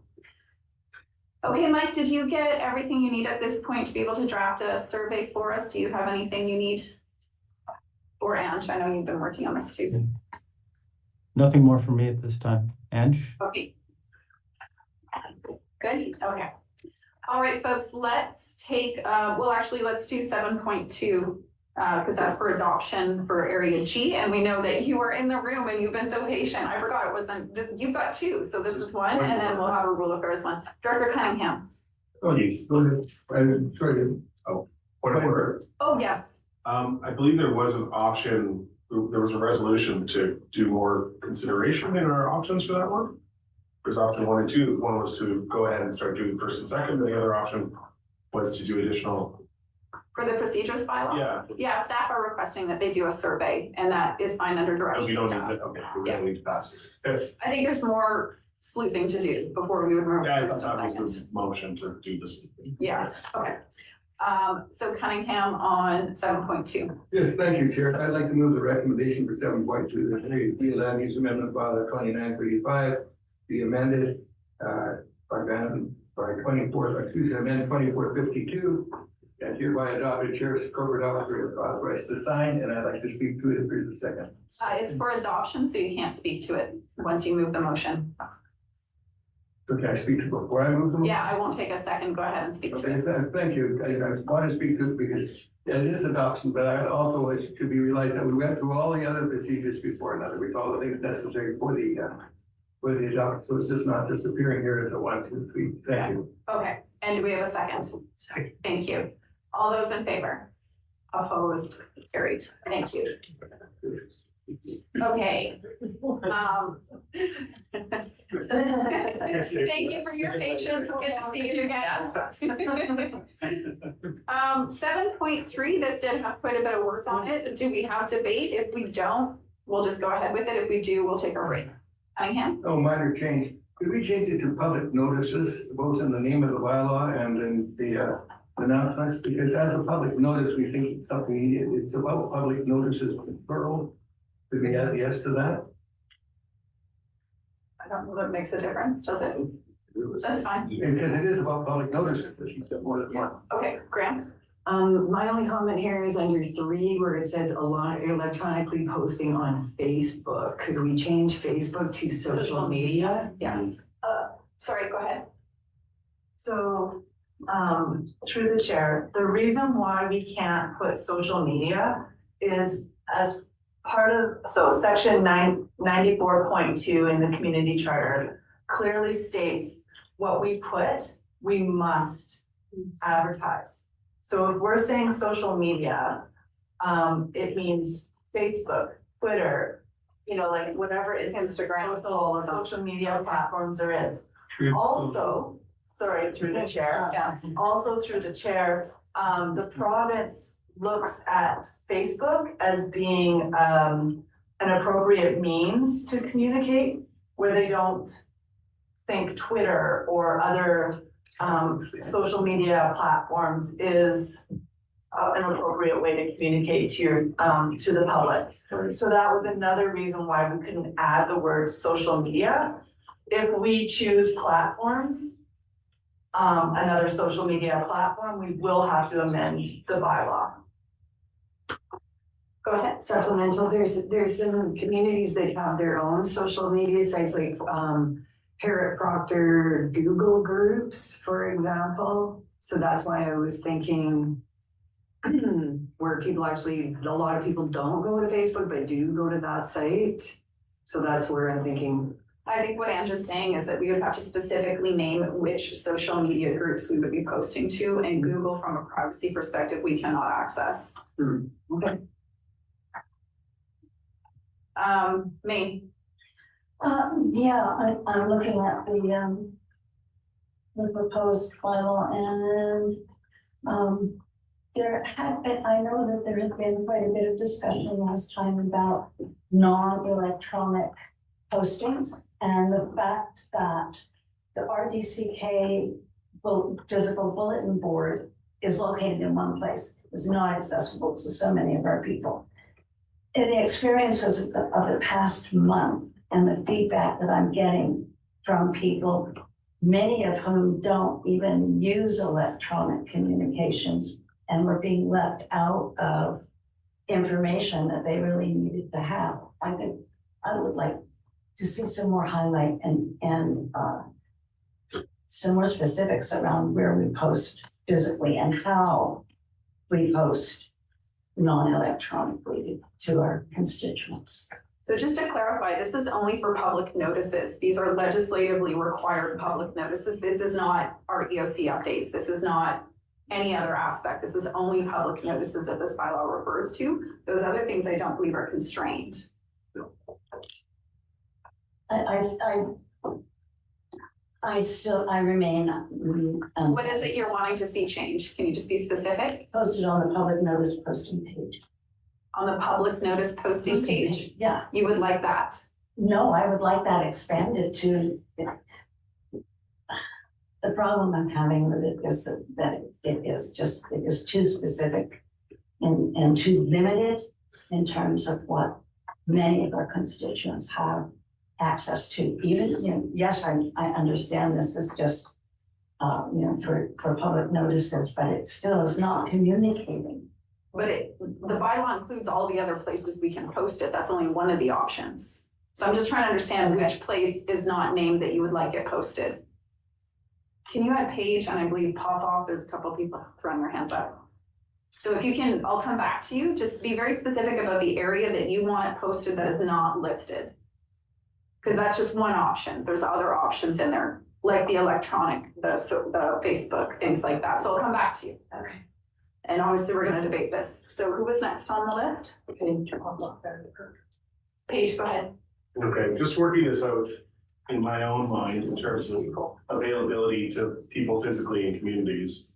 You're essentially considering something at a public location, like all the city halls of all the various communities, having some relationship. And because otherwise it's fairly unworkable to have staff running around putting posts everywhere. So Yeah. that would be something specific that potentially, I'm not sure that's executable in the long term, but that would be something specific about expanding public notices, is that our cities and towns and parts of the federation would also post our public notices.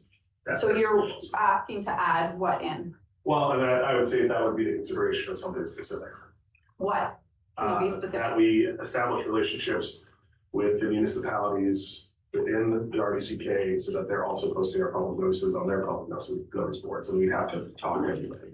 So I believe we do that. Is that not named in this? Go ahead, Ange. So through the chair, this is what staff can do. Yeah. We have to rely on the municipalities to do the other aspect of things. And if that doesn't happen, Yeah. then that is part of our bylaw, and we're not meeting our legislative requirements. Yeah. So this is what staff can do at our level. We can, so for instance, with the West Creston Fire Send Vote, our communications is in Creston. Our posters, our notices are going to that Creston office and to the rec complex, so that that information is in that community. Right. That's what we can do, because that is one of our facilities. That is, it's happening in that area. We can't rely on the municipality staff to meet the requirements of our bylaw. And yeah. So it does it prohibit us from asking them to do that if it's not in the bylaw? So that's where, like, I get notices get posted on the Meadow Creek store bulletin board. It's not identified in this notice, but we can go beyond what this says. This is just the bare minimum. If you don't meet it, you gotta start all over again. Good. So I'm actually going to stick to our morning break. We have a speakers list after this. And I think what we need to consider is there was a survey, 7 people responded. We're now hearing there's quite a bit more on it. So we're either gonna refer this, or we're gonna be prepared with specific recommendations where we include those before first and second reading, but we won't be able to adopt if we change it today. Is that correct? To the chair, the fact that you've already done first and second reading. That's right. Oh, it's third time today. So depending on how many recommendations you want to change or add, we're gonna take a break. You'll be first on the list when we get back. I just wanted to say, if you take me off of this, the Oh, okay. point has been. Thank you. 720, that's all I can say.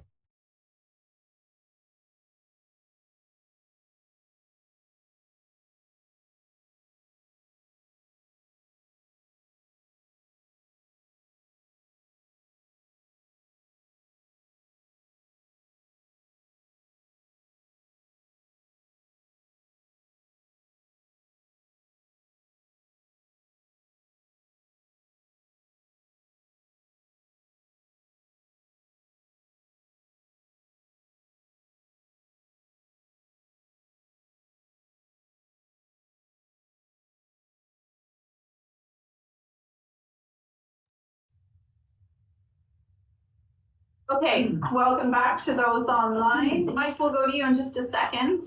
I just want to make sure we've got David off. There's Director Fikes. And Weatherhead's still there, right? Oh, I don't see her there. I'm here. Sorry, Oh, Mike. okay, there you are. I forgot to turn my video back on. Oh, no problem. I just didn't actually see your name lifted, so I was just making sure you're there. Okay. Cunningham, you had, Yes, thank you. In our public notice stuff, do we? oh, sorry, if we're not going there yet. I'll put you on the list. If that's what you want to ask about, I'll put you on the list. Yeah, I was gonna ask about it. Okay, can you put Cunningham on the list, please? Yeah, public notice. There is a list already, so we're just adding you to it. And I'm sorry, Mike wanted to provide a bit of an overview on this, and I didn't see his hand previously, so we're gonna go to Mike. And then our speakers list is Paige, Popoff, Vandenberg, Oh, Cunningham. I think Paige spoke, sorry. Okay. I'm good. And I do want to suggest that if we're going to continue to say we want different things, that this gets referred, and we'll ask you to please respond to the survey and provide further input. Okay, Mike, go ahead. Okay, thank you through the chair. I did have I wanted to make a few points in relation to the issues that Director Graham brought up, just with regard to reaching community places where people congregate online and share information. We do actually have in place mechanisms to try and reach people in those community forums. There's a number of sort of procedural pieces, and it's unfortunate that Dan isn't here today to be able to speak to specifically what we do, but there's a number of things that we undertake always to try and amplify our message. And certainly with the launch of the new website, and hopefully with the adoption of this bylaw, we'll formalize those things a little bit more. But we do, as I understand it, when we post things to Facebook, it's sent out to the admins of community notice boards and Facebook groups. And it's their decision whether or not to post it, but we do try and make sure that the message reaches people where they're at. And also too, and I believe this is in the report that goes with the bylaws, that the new website is going to have an email subscription service for lots of different kinds of notifications from the RDCK, but people can opt in to notifications. So we're going to want to make sure that we've got all of the municipalities on there, and anyone else who's interested in the work of the RDCK can sign up to be automatically notified by email when new things are posted there. So those are all procedural pieces that really don't belong in the bylaw. They're operational in nature, and we do need to be careful with the bylaw to being too specific about the methods of communication that we have here, because it's important that we're able to comply with bylaw that we create. So if we're too specific and say, for instance, require that all of our notices be posted in municipal halls, Angela's already noted that we don't we don't have any control over that process. So we want to make sure that we're not being specific about those things, so that we're not being put offside with the bylaw. And noting too that part of the reason for this bylaw coming forward is that the publication schedule with newspapers was preventing us from, in some cases, complying with our legislative requirement. So we do want to not be too granular in detail with what we put in the bylaw, and I'll leave it at that. Okay, thank you. Director Popoff, we're next on the list. Yeah, thank you, Chair. I was the only director that said 2 weeks. And the reason I said that 2 weeks is to cover the Slocan Valley, we publish, the Valley Voice publishing once every 2 weeks. So that would only be 2 publications.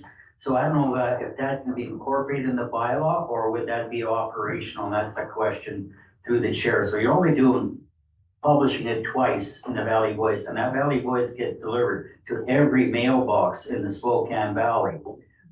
Many residents do not have Facebook access or even internet. So that's one way of reaching the residents in Area H, and probably even beyond that. Mike, do you want to explain the conflict that occurred with that? Angela has her hand up. Oh, sorry, thanks. Ange, go ahead. Yes, through the chair. So as of now, section 94.1 of the community charter identifies 2 consecutive weeks. So with the Valley Voice, we provide the publication. They publish it for that 2-week period. And then, so if we were to do 2 publications, that would be 4 weeks. And so we're not meeting that criteria in the Local Government Act. So we do the 1 publication, which is for that 2-week period, which is meeting the criteria in the public notice bylaw that we put forward. And it allows us that ability to not have to worry about that 2 consecutive weeks aspect of it. So essentially what you're saying is if we did 2 publications, we're looking at a 4-week timeline. And that doesn't, well, that would be exceeding our, I guess, what is considered in the Local Government Act of 30 days. The 2 consecutive weeks. So 14 days, it would become 28 days of advertising. So that was the conflict with that. Go ahead. Yeah, that's supplemental if I may, and I do realize that the bylaw was basically a conflict, but can we not make this an operational procedure? Because you're not actually publishing every day for 2 weeks. You're only publishing twice. The conflict is you then extend the timeline to 4 weeks based on their publication timeline. And so, and generally when you're doing a public notice, it's a 30-day timeline. And that's part of the LGA, I believe. It's dependent on what we're doing. What the item is, okay. Will all that staff respond to what Director Paul was requesting? Yeah, you know, it's, that's why I said it might not be adequate, you know, it will conflict if we put it in the bylaw. Can we not make that an operational procedure? Mike, I see you unmuted.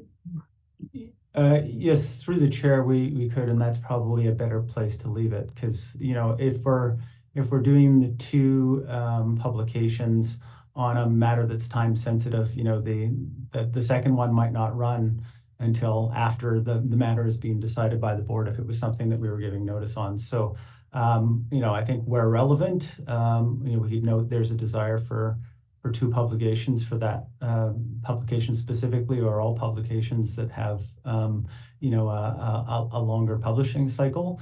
But, you know, again, the bylaw requirement, I believe, should remain as the one publishing cycle.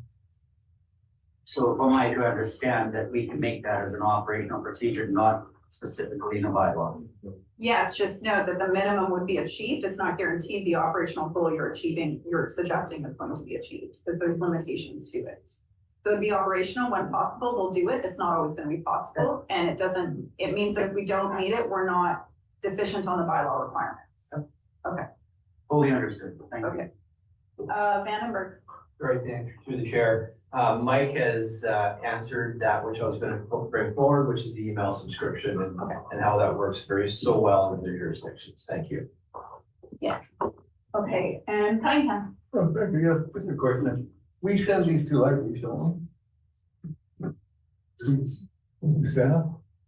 Do we send out a public notices to libraries? This doesn't matter. If not, perhaps that could be included in the file. So through the chair, that would be a question for Dan. I'm not sure what all the entities he sends out to. He may not. I haven't heard of that, but Dan may. So that you would have the same limitation that you would in getting it, if you list it in the bylaw, similar to a municipality posting it, if they don't, we then have not met the bylaw. So I wouldn't name libraries in this because we don't operate those libraries. There's no control on it actually happening, but I have seen them in the Castle Library. So I do know that he does send them far and wide. And thank you, that's what I want to know. Okay. So then are we ready to go to third and adoption? I'm not hearing any changes to what we just clarified more so. McLaren Cove. I'm ready to move. Okay, Third and adoption. thank you. Second 3 readings. The 3 readings, thank you. Third reading. Further discussion? All those in favor? Opposed? Carried. And the next motion for adoption? Move adoption. Thank you, McLaren Cove. All those in favor? Opposed? Carried. Thank you. Okay, area F, this is for adoption. Go ahead, Director Noel. All right. That's okay. 7.4. I'll move the recommendation regarding the library contribution service establishment amendment bylaw for adoption. Thank you, Hunter. This is adoption, no discussion. All those in favor? No discussion on adoption, sorry. Anybody opposed? Okay, what's your question, Vandenberg?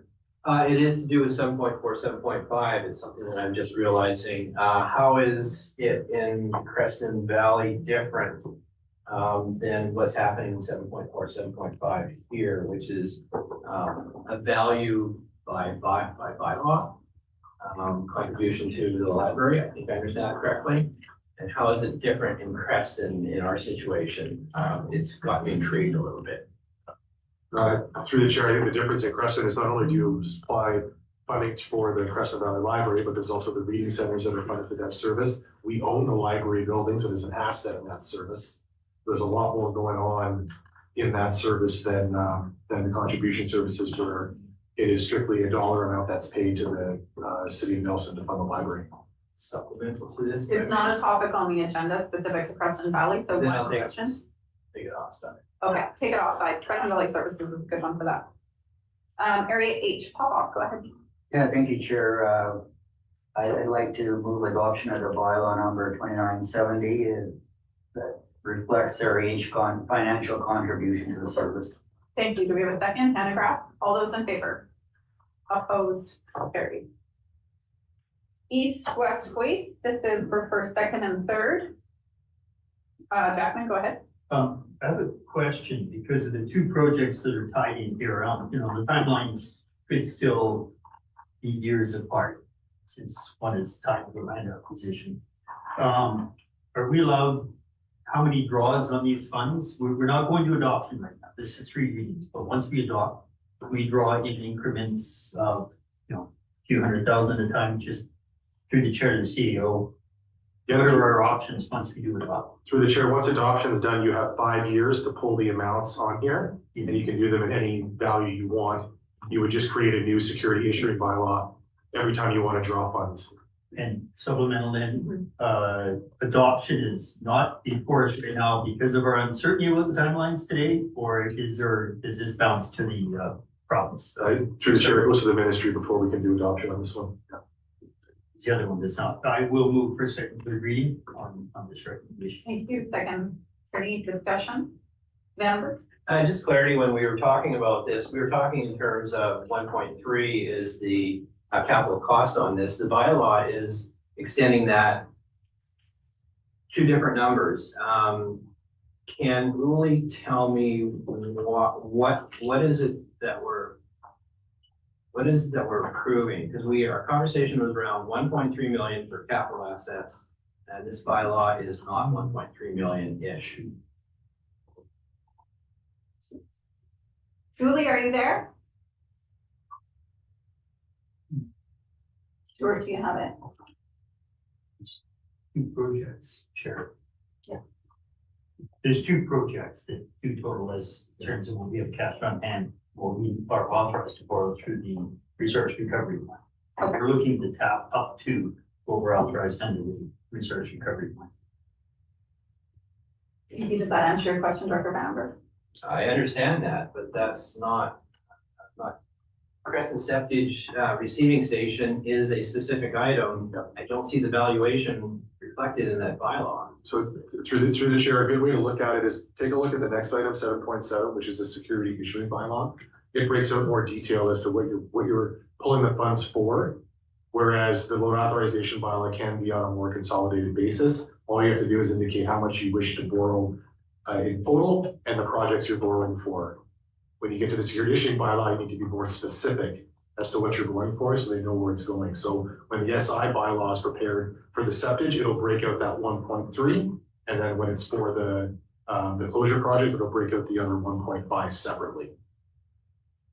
But for the purposes of the loan authorization bylaw, we can display it this way. Supplemental. Angela?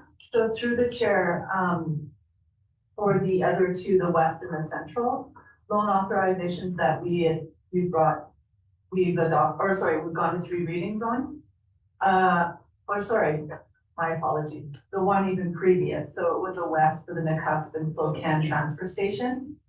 When we provided that to the province after 3 readings, we had broken down the projects in the bylaw, the loan authorization bylaw, and the ministry actually asked us to rescind 3rd reading and do it again without it broken down. So they just really want that total cost, not the 2 projects identified in the loan authorization, just as Stuart said. So the province actually even sent it back to us when we did do that. And to clarify, the security issuing bylaw is where you get those details. Exactly. Okay. Vandenberg, does that answer your question? Yes, it does in terms of the format and why it's the way it is, but we, in our discussion, were concerned about what those costs really mean, that we should be looking at validating those costs or revisiting those costs, which we never did. And so, but this is saying, we'll just go ahead with it. I'm kind of uncomfortable with that. Well, the resource recovery plan process is where those were all identified. Yep, and I had raised a concern about how we got to that. And my concern was around, we need to be looking at external sources for funding because this is not affordable. So maybe that's a different conversation, but I'm just being honest that what's going on here? Okay, well, it's difficult. The resource recovery plan was a 7-year process with lots of stakeholders involved. And so we don't recant those when we have a new elected official. So there's a lot of background to get caught up on, and I'll just leave it to you to speak to your East Resource Recovery Chair around any conversations you might have at that table or at joint. Further discussion. Jacqueline.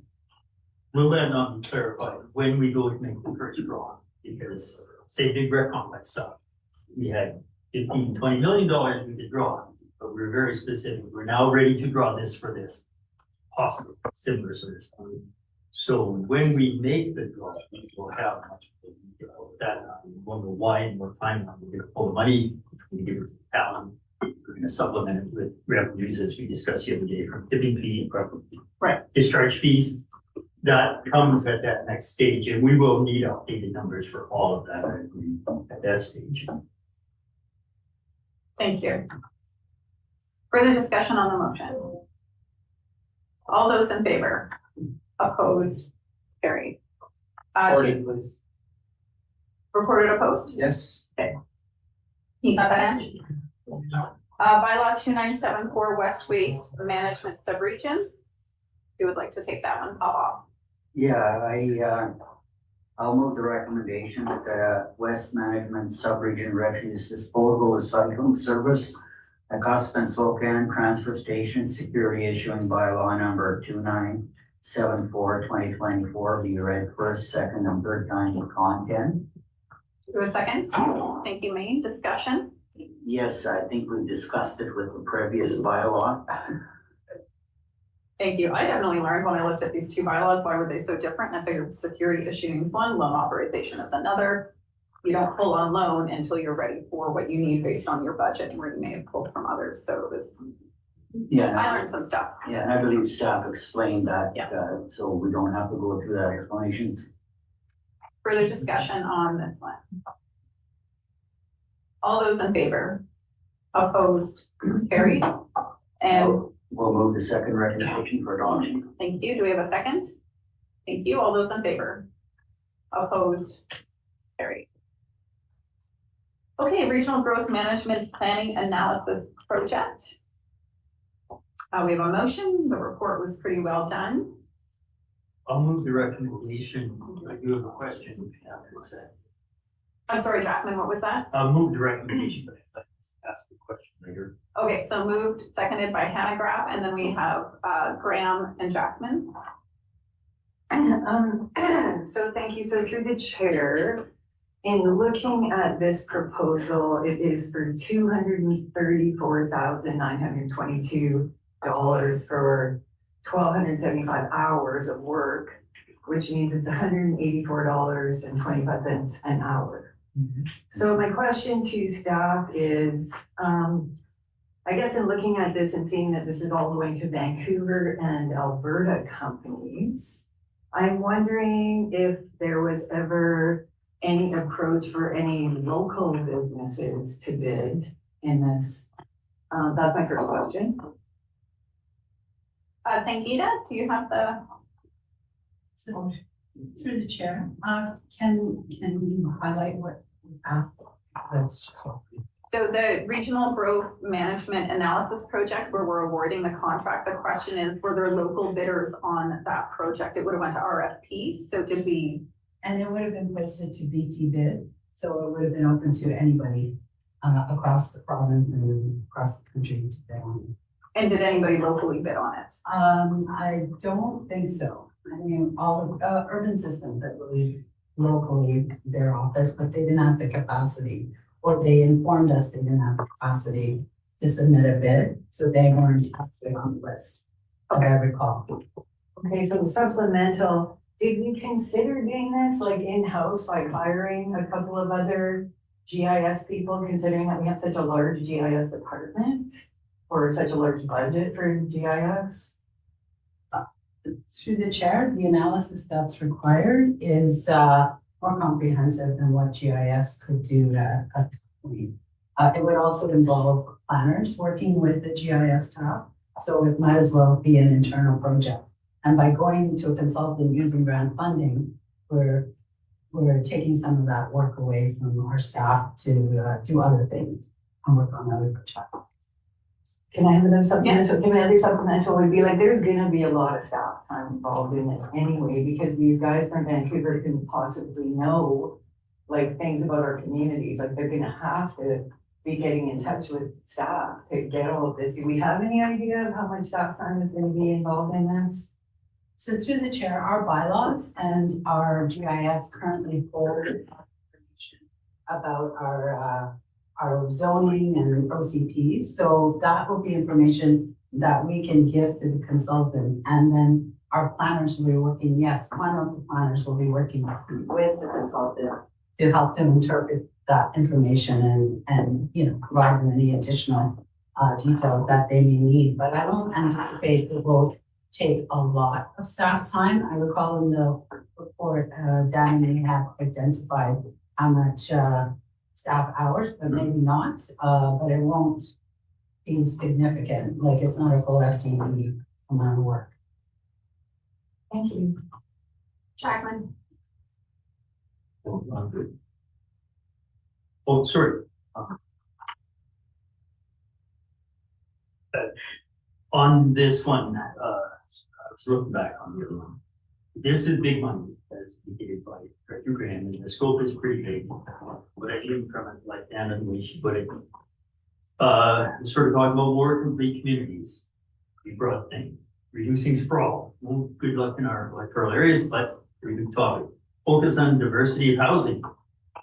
And allow more diverse mix of land uses, which I'm really interested in because I think we have too many residential zones, for example. So questions are, there's so much here and so many components.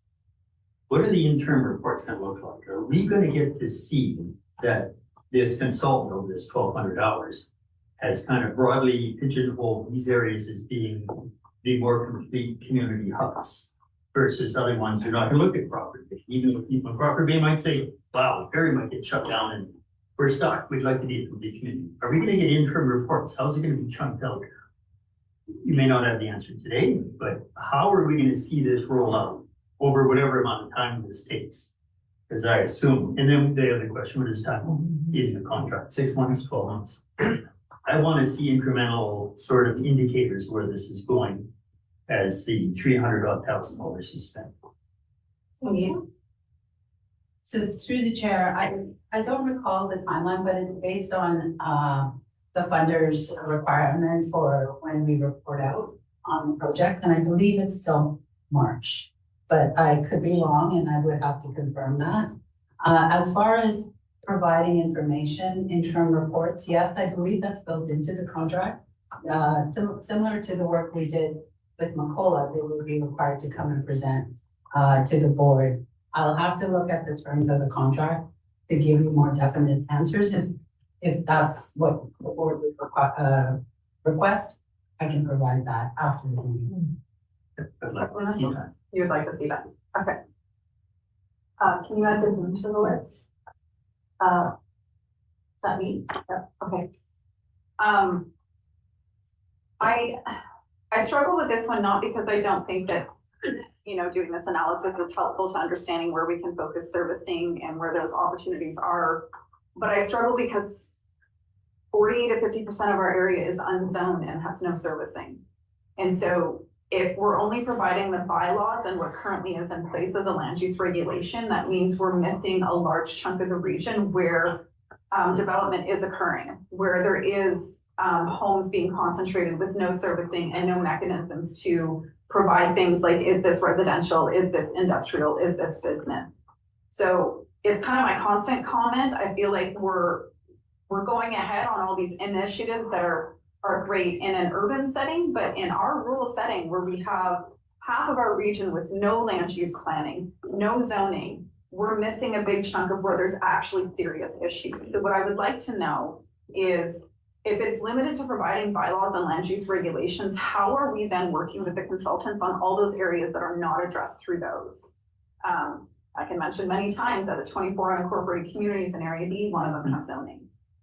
We all have building code, we all have floodplain bylaw, but it does not address the concentration of places being built in places like Cooper Creek, where there's zero water, zero any servicing, no fire servicing. So what are we doing to incorporate what needs might be considered there? So through the chair, I noticed Stephanie is on the call and Dana is on maternity leave. So Stephanie can maybe answer the questions that Director Jackman and maybe Director Brenham asked. In regards to this project, the intent is to look, and Stephanie can further enhance my comments here. As you mentioned, we have some sprawl, and sprawl is an issue in a lot of rural areas. That's just the nature of urban areas. Our region is quite large, and our sprawl, as you know, creates many different service areas to be established, or creates that.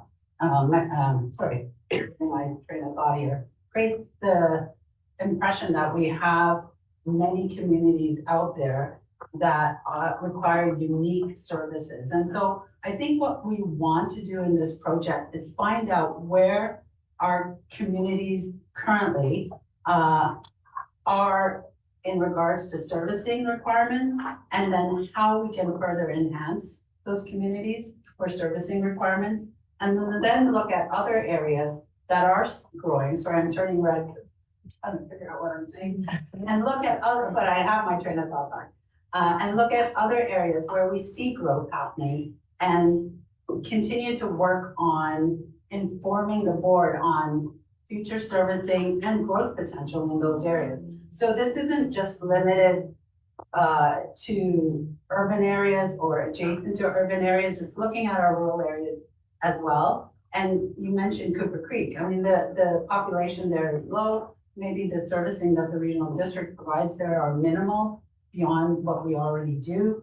And to inform future growth in those areas, if there was potential for growth, we need to understand what their needs are. And this project helps to inform some of that. It's just the first, again, another layer of information to help inform those bigger decisions on where we want to grow. And that includes water services, resource recovery services, and fire services, et cetera.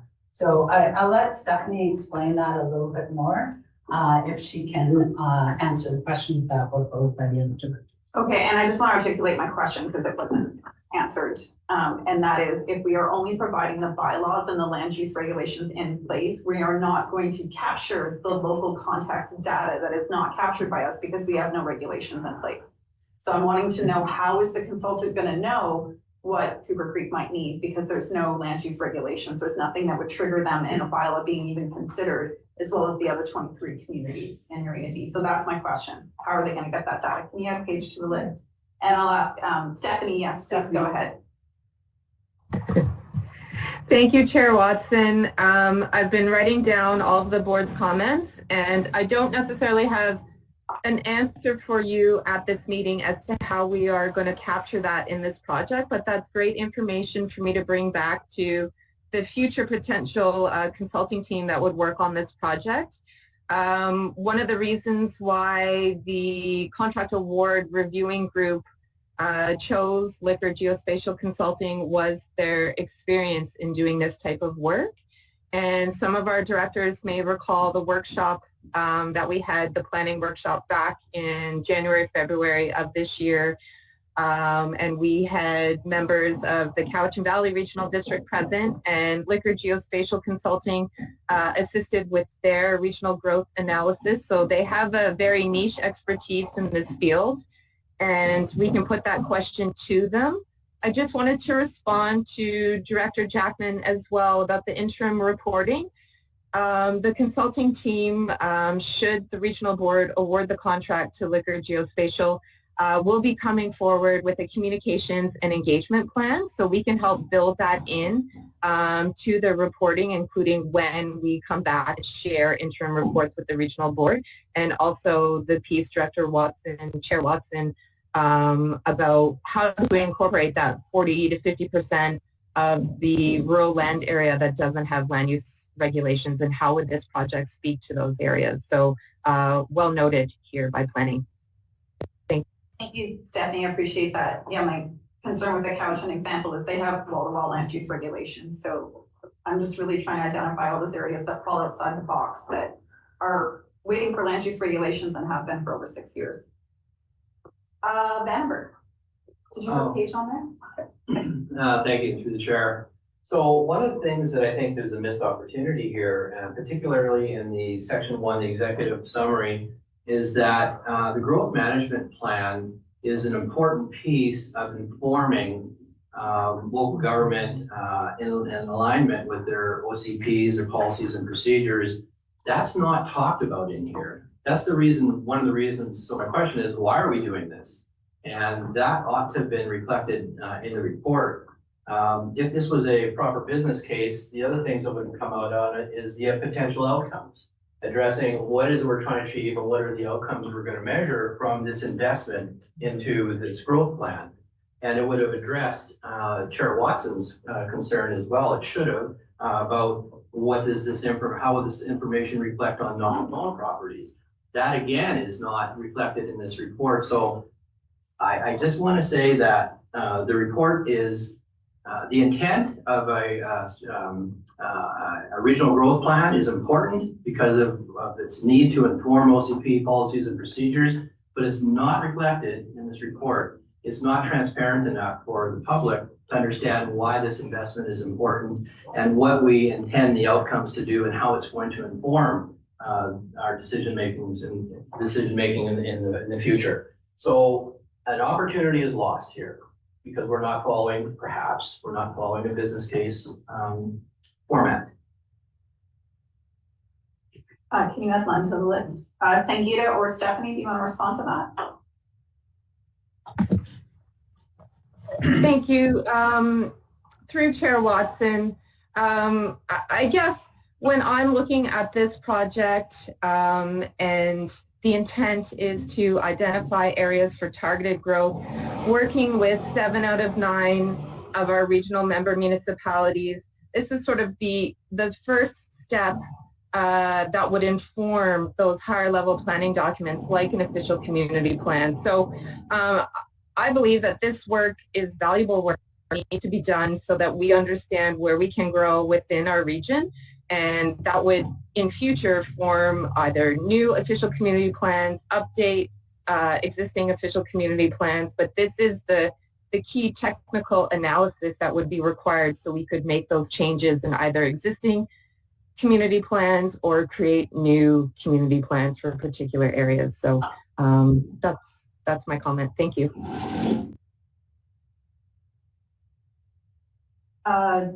Supplemental? Oh yeah, go ahead. Yeah, I agree. All I'm saying is that that's exactly what this work should be doing. All I'm saying is that in terms of the public reading how we're investing this money, those comments, that narrative is missing, and it should be a part of it. Through the chair, thank you for that clarification and point noted. Thanks, Stephanie. Director DeVin. I'm just wondering, through the chair to staff, do we have, are we clear what's in scope and what's out of scope? And I can clearly identify an impediment to growth in the Creston area, and that's the agricultural land reserve. We know how much land we have. We know what we need to do in it, but what we need to do is deal with the impediments to growth, which if we could have some adjustment to the agricultural land reserve, we could do a lot of things that right now we cannot do. And so I just hope that's addressed in this, and it's clear that, how we can address that, because it's something that, we're going to be fighting, forever, and it does, keeps us from growing. I see Stephanie taking notes. Do you want to comment about Stephanie? Go ahead. Thank you, Chair Watson. This is a tough one because I don't have a crystal ball. I don't know the outcome of the technical analysis, but what this could be is a tool for the town of Creston and rural Creston to use with the Agricultural Land Commission moving forward, but I don't know that at this stage. Thank you. But it could inform that type of advocacy and work to address ALR and its disparity in being productive. And I would hope it does, because we have a lot of requests for just a simple thing like more sports field. No room in our community, room outside the community. ALR is right up against us and tells us no all the time. We have a lot of requests for, we could be the tournament capital of the Kootenays if we had a field. Can't get the field because of ALR. So that's part of growth, but it's also part of community and business. We're hoping that we can have some flexibility. Thank you. Director Weatherhead. Thank you. Yeah, echoing a lot of what I'm hearing here, but also too, on the surface, you know, when I look at Area K on the surface, there seems, you know, some, you know, obvious choices of where we might grow, but you know, when we get under the layers, we discover all of these barriers in place, even with land use planning in place. So I just can't see that level of digging in something like this. This doesn't seem applicable to my area. Am I correct on that? Through the chair to Stephanie.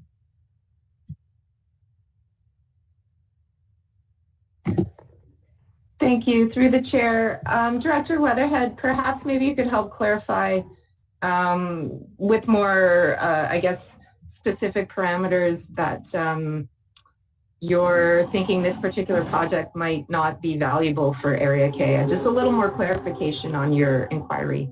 Thank you.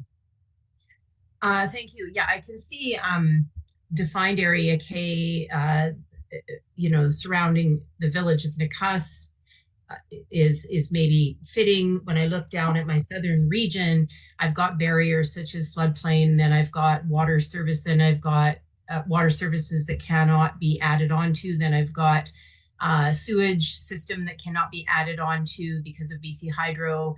You know, those types of things that where we go, oh, this seems like a great little community, let's grow folk here. And it's like, oh, stop sign right in place. And yet, you know, private planner came to me about one property, asking me some questions, and when they found out what were the underlying reasons that he was going to run into with this client, that he started to feel that it was maybe best in his best interest to advise his client against investing there, and that was not my intention of just giving him the straight bill of goods, but that was just, you know, the sewage system was a big no, and so you know, and that would be something they'd have to take up with. So I just don't see a survey like this, the amount of work in terms of really customizing this per area. I can understand the target growth areas, but on the surface, as I'm saying, this target growth areas for my area, what they look like underneath is not such the case. Thank you. Through Chair Watson, some of these questions, I've been writing them all down, are very valuable to provide that feedback to our consulting team should the contract be awarded. And so I don't have the answers that you're seeking at this stage because we haven't undertaken the actual technical analysis. For some areas, this project will really be a focus on those fringe planning areas. So Director Weatherhead, you mentioned Nakusp. We're looking at future potential opportunities to co-locate housing that has both the physical and social infrastructure to create that diversity of housing options in particular growth areas. And it's really a long-term vision and alignment of servicing requirements. The big ones for our region, as we well know, are water and servicing. So this would be a long-term vision that then various official community plans could adopt, and we could look at increasing our infrastructure capacities for build out over, the next 50, 75 years. So I appreciate what you're saying, and in particular rural areas, this project may be working more closely with a village or a city or town in a particular electoral area. But as we all know, there are smaller communities which will be incorporated into this planning work as well. So some of that information I won't have until we're into the technical analysis at this stage, but I appreciate that feedback. I think because it builds on what Director Weatherhead is asking, I think, Stephanie, part of the gap is going to be that a lot of the servicing that she was referencing is not within the RDCK. So there does need to be a connection to those community operated aspects that are either limitations or opportunities, but they're not held in our own information. They're not our services, especially in the waterfront. Septage, I believe, would likely, if she has a sewer service, that's independent. So I think that it's trying to capture those areas that are outside of anything under our bylaws and land use regulations. Yeah, thank you. Okay. So we have Paige, Lunn, Graham, and Davidoff, and we're going to run out of time. So Paige, go ahead. Yeah, thank you for the conversation. I wanted to lift a few things, if I may, from the RFP itself.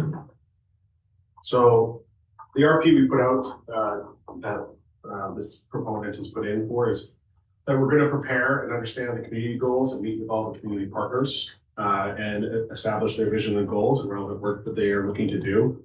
That the scope will be defined and meet with the consultant partners and finalize a study area with the entire region in focus, but the entire region will focus on fringe areas. That will also develop a community and engagement strategy. That the geographical and demographic information will be collected, that there will be a review and analysis of indicators around housing, transportation, and daily needs and infrastructure. That those will be mapped, they will be analyzed, and different test scenarios of growth will be put forward in the reports, and what trade-offs might come with different types of actions. And that we will develop an implementation plan that includes direction on supporting proposed growth, such as asset management, servicing, and public transportation needs, general guidance on factors such as servicing that will need to be provided to those growth nodes. And it kind of goes into a little bit more detail around monitoring and feedback. So much of what I've heard around the table, I think gets captured in this RFP in terms of identifying actions on the other end of this analysis and mapping process of what are the limits to growth, where growth is best. There's a whole scoring matrix that apparently will come forward from my understanding of this RFP to understand, where are the easy wins and where are the difficult wins. So I heard a lot of the table around land use planning bylaws, but I see within this that would potentially be something that's identified. It's the lack of various foundational documents that might need work on in order to get to the point that we're aiming for. So there's a lot of technical detail. The only other point I wanted to add my weight to is, well, we may not need a business case. Really, the concern is there enough detail about what's in the RFP in the report itself? Like, is it clear in the report what the end result is going to be after we've had all the workshops and everything else? And so I don't need another piece of paper to go with it. I probably just need that report to be a little bit more hefty in its intentions and what we're trying to accomplish, because it's certainly detailed in the RFP itself. Thank you. Fun. Sure. I'm very supportive of this. I think we've already voted to move forward with it, which is why our RFP up there.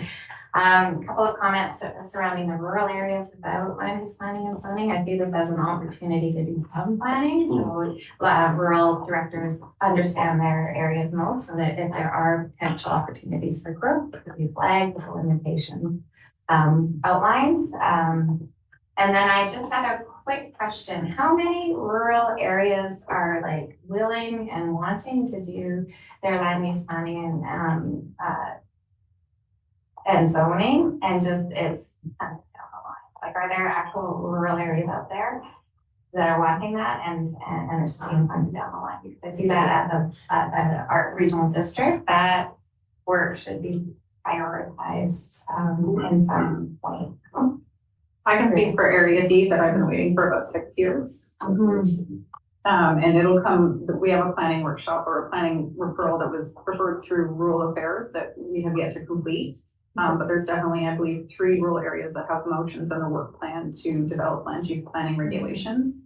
And then others are also on a timeline where like Area A is quite outdated. So there's outdated ones. There's ones where directors have actually specifically put it in a work plan due to growth that's occurring with no land use regulation, which is the opposite to where growth can occur. It's occurring without regulation. So that's the complement to that. So yes, there are areas that have both been put in the work plan as well as very updated OCPs or land use regulations. Staff want to add anything to that? Graham. Okay, I'll be quick. Thank you through the chair. So I see a huge challenge here with the alignment of the long-term water and servicing requirements when there's hundreds of water systems that are not registered in the region. So that I see as a huge challenge. I also do think that it would have been a benefit to have a local company that had some local knowledge. So that's not happening here. And now I can't remember what my third point was. So I don't have it. David Opp. Yes, thank you, Chair. So the city of Castlegar and Area I are just in the final stages of completing, and I'm not sure if the city's adopted their official community plan, but it's pretty close if it isn't. And we're ready to adopt our community plan, official community plan. We've completed comprehensive reviews, and I guess a question to staff, I guess to Stephanie, because Stephanie knows our Area I OCP draft plan, and I know staff have also worked with the city of Castlegar. Like, how much could we realistically expect to add through this study that we already haven't done over, for example, in Area I over the last 8 years that we've been working on our OCP, and the city has done as well? Like, will it, like, I'm just struggling to see what additional information we're going to glean, because we already did all this stuff, I think, through the chair. You go ahead, Steph. Through the chair to Director David Opp. I understand your question and where you're coming from with regards to all of the planning work we've undertaken through the Area I review project. I think this is an additional layer of technical analysis, and so the questions that you're asking, I would be unable to answer until we do that technical analysis. Just for the benefit of the board, it's my understanding that the City of Castlegar has adopted their new official community plan, and planning looks forward to bringing the draft Area I official community plan to the board in the fall for considerations of first and second readings. So we're well underway, but I think that those questions, Director David Opp, we hope to answer through this process, working with our member municipalities as well. And I just wanted to dovetail off of Director Graham's comment, just as a reminder for the board that we do have local regional district planning staff that are part of this project as well. And we have intimate local knowledge of our rural areas. So we're part of this entire project. Thank you. So, Chair, I have a supplemental to ask to planning staff, or I don't know, just a general question. If we had more knowledge about the technical aspects of this, and that came back to the board, it would help inform the board in making a decision to proceed with this. I mean, just because we have the money doesn't mean we have to proceed with everything that we get money for. So the bottom line is that, is there any benefit, and I'm asking through the chair to maybe Sangeeta, is there any benefit for us to kind of have staff acquire the technical knowledge and then come back and say, here's all the technical stuff, and now you can make a better informed decision, or is this a time sensitive matter? Well, I believe the project is to pay to get that technical information, is my understanding. Sangeeta or Stephanie? Through the chair, I can maybe try to respond. The technical knowledge staff already have most of it. Where this project seeks to inform where there may be gaps and where there may be opportunities for growth. And so, as Stephanie explained, planning staff are going to be working along with the GIS staff on this. And so I don't see there being a gap as far as the technical information. If you're seeking to know what that technical information is, I can let Stephanie speak to that. I don't know if that'll be presented with an interim report or in a presentation by the consultant at some point. But again, just need more clarification on what do you mean when you say technical information and how do you want it represented? Yeah, Chair, thank you. Chair, I'm just sensing that there are more other directors other than myself that are kind of feeling a little bit like we're flying blind a little bit. And we're just taking on good faith. This is a good thing and let's proceed. We're going to learn more. But for the technical analyticals, I think it's a little bit fuzzy. So that's all. I'll stop there. I think I want to acknowledge Dr. Page reading out the RFP, which we would have seen in a previous meeting, outlines specifics that, I think I understand when we get a report that's now we're awarding it, you don't go back and repeat everything you noted in the RFP outline. So I do think that that information is outlined in terms of what are we actually getting in the RFP. And thank you, Dr. Page, for reminding us about that. And then that's the actual information that's going to inform a lot of this. I don't think we misunderstand that component. It's just that when you have 20 jurisdictions, there's a lot of other areas that we're trying to address at the same time. So I'm hearing questions around what comes first, more so than not understanding that this is providing a level of detail that will inform how to do other things, such as housing and where to concentrate it. Stephanie, do you have anything you want to add to that? Am I incorrect, or by all means, give a different version?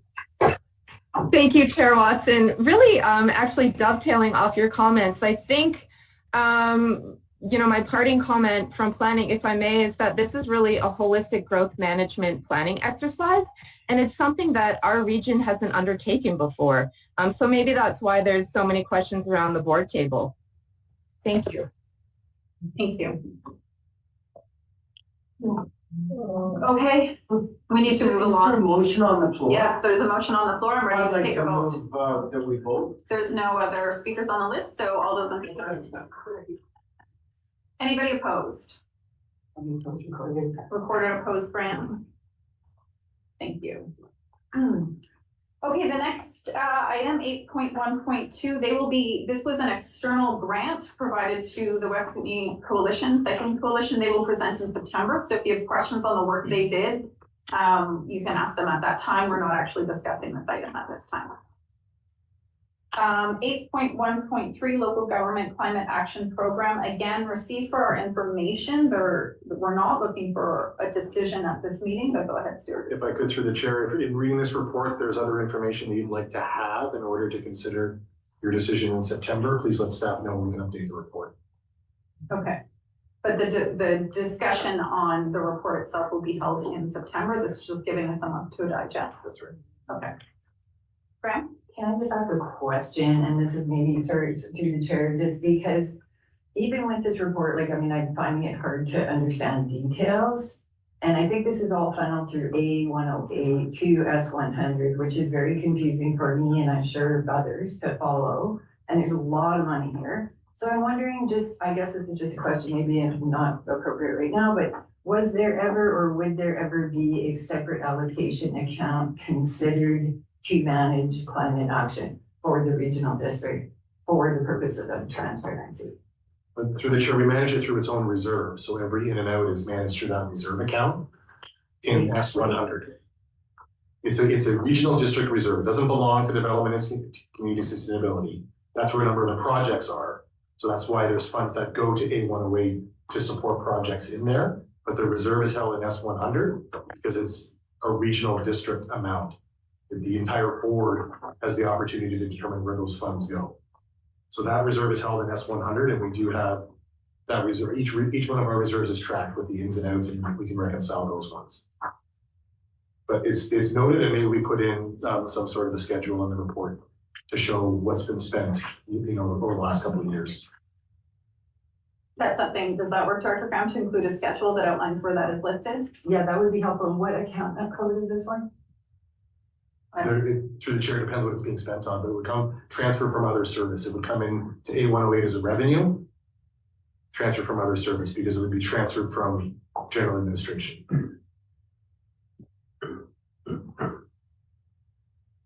Okay. So we'll discuss in detail this one in September. And if there's other things you'd like to see in the report, as mentioned, please send that to staff in advance of, I'd say by the beginning of September, so they have time to add it into the report. Okay, we are 3 minutes away from public time, so I'm actually going to go ahead to public time, anticipating there could be questions on community works. And so in terms of how public time works, just noting, number one, anybody online, if you put your hand up using the usual Zoom function, I may not see you. So I will come to you. I will look for either your name and chat, or I will start scrolling through. The process for public time is maximum 2 minutes, focus on a question to the board. Area specific questions will be redirected to that director, and you can take those offline. So that's the general sense of it. And we will start with Ellen. Hello.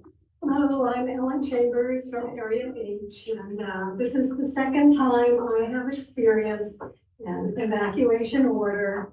I still have planes, helicopters flying over my home with buckets right now, and I am witness to an ecocide.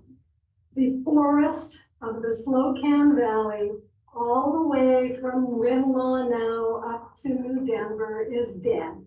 It's a major ecocide. And I would recommend that all of you take a nice ride up from Slocan Village up to Denver to get a sense of what happened. Because all you can do is say the 23rd Psalm, about lo, though I walk through the valley of death, because it's dead.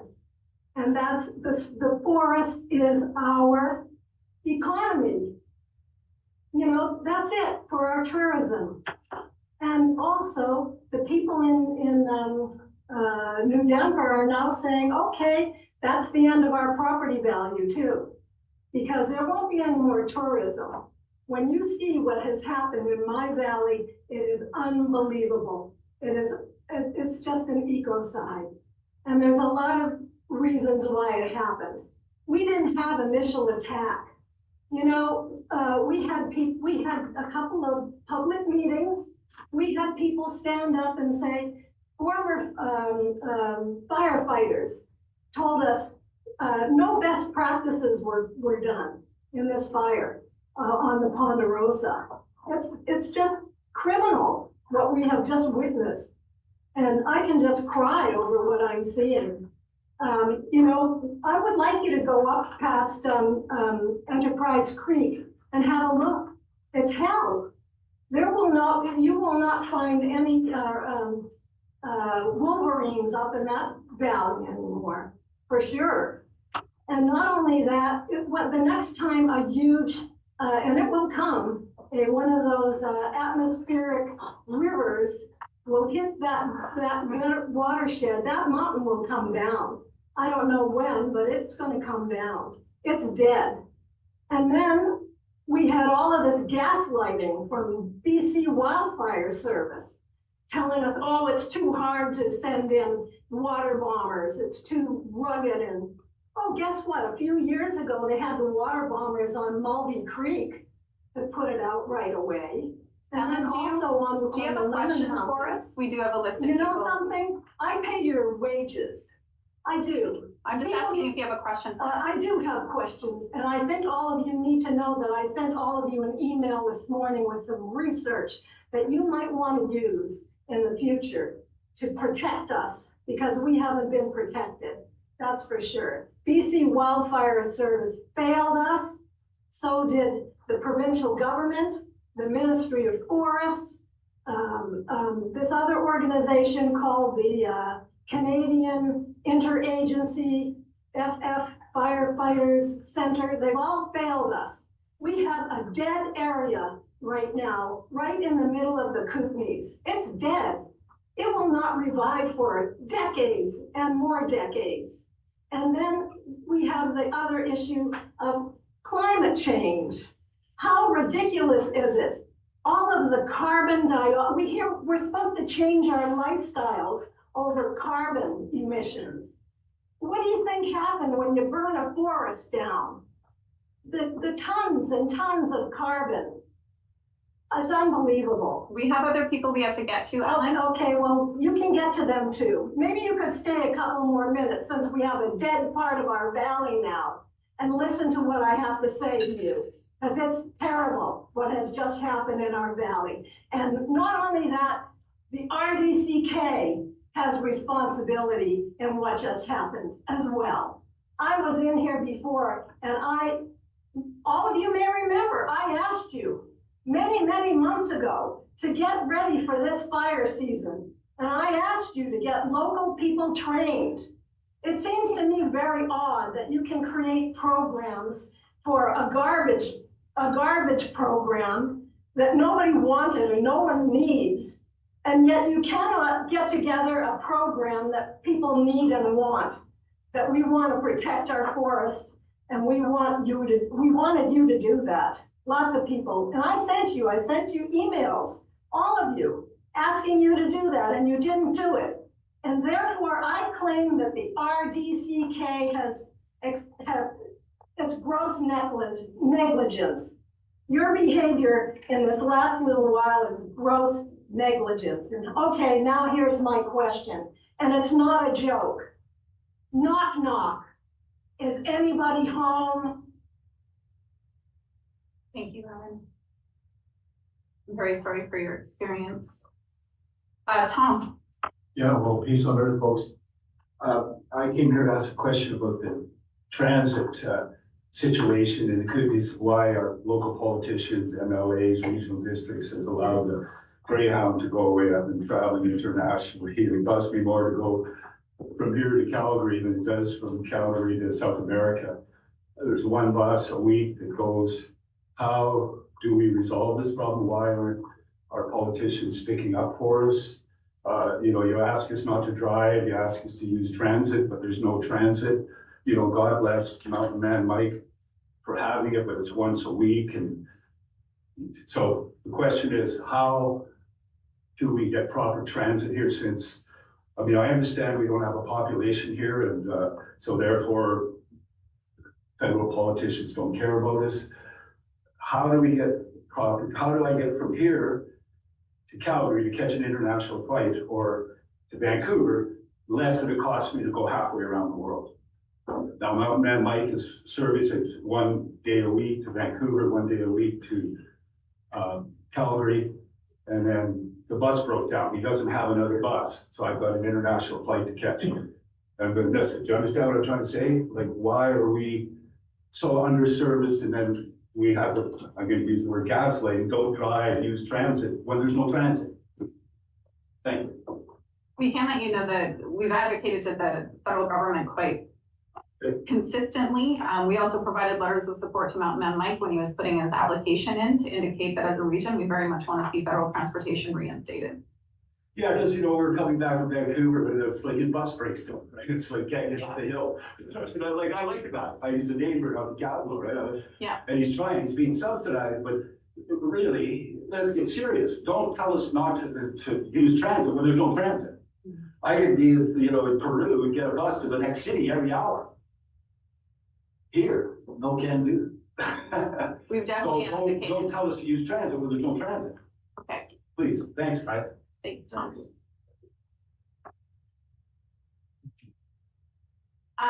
Lane, I see your hand up online. Feel free to turn on your video. We'll just check your sound. Go ahead and let's make sure we can hear you. Can you hear me okay?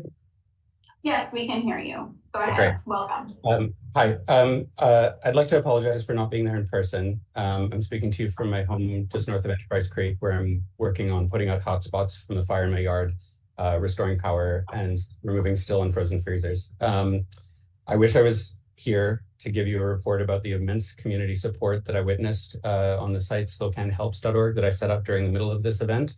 I'd love to be here to thank the BC Wildfire Service and the adjacent agencies for their incredible work. It was miraculous. I'm so grateful to be sitting in my intact home beyond any words that I could possibly muster. The ashtray that is my forest will grow back. Instead, I'm sadly here to ask questions about what happened. I'm not going to go into any detail about the experience of the last month. You have work to do, and I have 2 freezers full of rotting meat that I need to remove from my home that the RDCK is unwilling or unable to help with. A number of the individuals sitting in this meeting have some of the detail already, and I'm happy to share any directly with any of you. Reach out at any time. I can share my contact details, or any number of people can get them. I just have one simple question. Will there be a public inquiry into the immense failures of the RDCK EOC in communicating to residents and managing this crisis?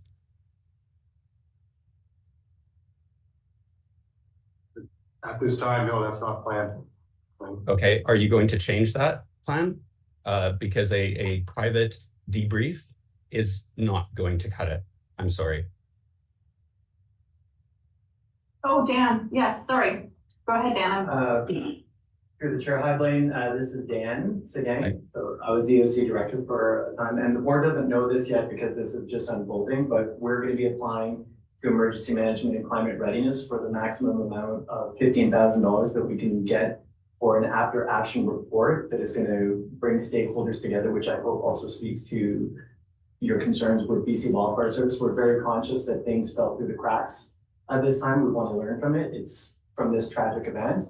And so that will be happening, and how that's going to connect into the public, I can't speak to that yet. So that might be a separate piece, but I did want to let you know about that one. And also, did you hear that okay, Blaine?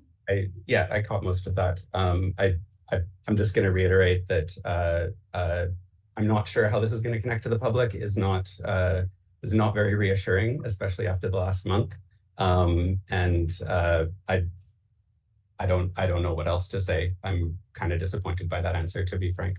So I look forward to you guys figuring it out, because it's not okay. Yeah, that's all I have to say. Thank you. Thank you, Blaine.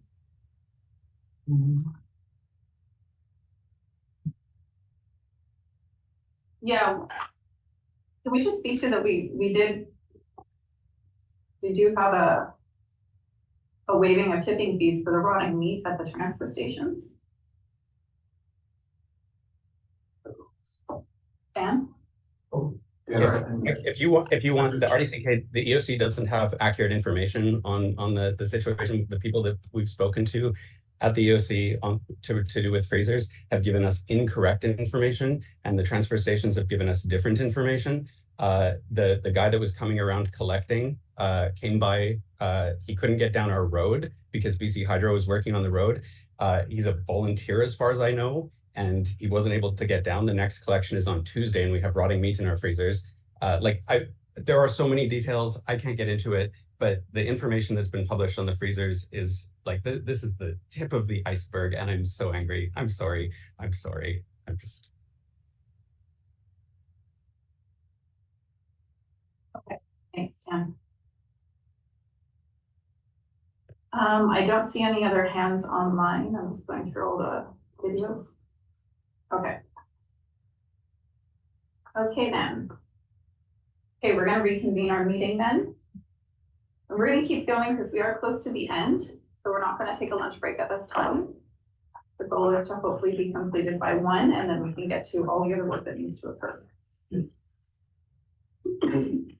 8.2.1 Community Works Fund Agreement, UBCM. There is a motion there. This is a annual agreement, not an annual, I think it's every 5 years we sign this agreement. Motion, question, Jackman. I will move the motion. I'd like to ask a question afterwards. I will second it. Okay, question, and then Newell also had a question. No, second. Oh, okay. Maine, did you have your hand up? It's a second. Jackie, go ahead. Yeah, thanks. So what caught my attention the most, which means here, Mike nicely pointed out the few changes. And one of the ones, the local government shall now, 6.1, be responsible for the completion of each eligible project, etc. We've given arm's length money to some community associations. One particular community hall comes to mind. They've been sitting on that money for a year or more. For 2 years, they're sitting on CBT funding and other funding as they search for more money. So what I'm asking is, can somebody go back and look at the money that's sitting out there pending other funding and see whether or not we have to maybe go back to those recipients and say, either you reduce your scope, as I've asked informally, and get on with something that we know will be completed, part of your something that will be completed, and not leave us hanging, or give the money back and reapply when you actually have a project that you know you can start and finish within a reasonable timeline. I'm quite concerned with money hanging out there with entities that we can't guarantee they're gonna complete the project, because they may be $1 million short or so at this time in the plan. You got that? Okay. Sorry, who was next? David Off and McFadden. Go ahead, Dr. David Off.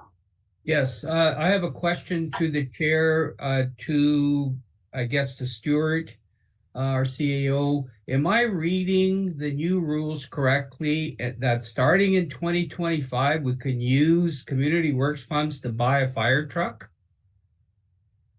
Through the chair, I wish we had some betting options on who would raise that, because I would have put all my money on you, Director David.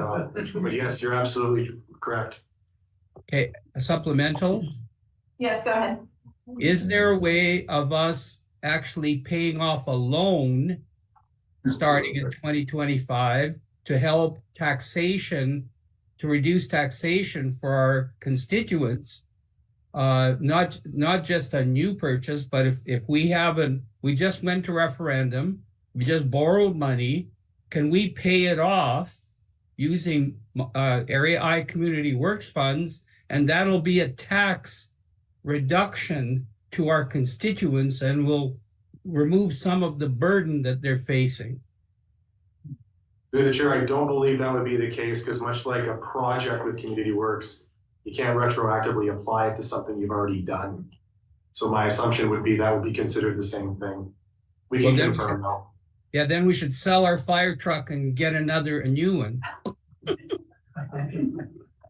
Thank you, Director McFadden. That'll be quick. Just wondering about I understand why the vote is all vote weighted. I'm wondering why the actual reports of all electoral areas, when I know municipalities have their own and they have to do their own process, so we're not actually getting any of this money. I'm just wondering why the report isn't defined which areas this actually applies to. So if the report, through the chair, the report does, it applies to all electoral areas, so only the rural areas. Oh, it So does say all electoral. That's on me. But I just yeah. saw all areas and totally missed. The all vote weighted is the corporate rate where the got that. board's going into an agreement. Right. But all those in favor? Opposed? Carried.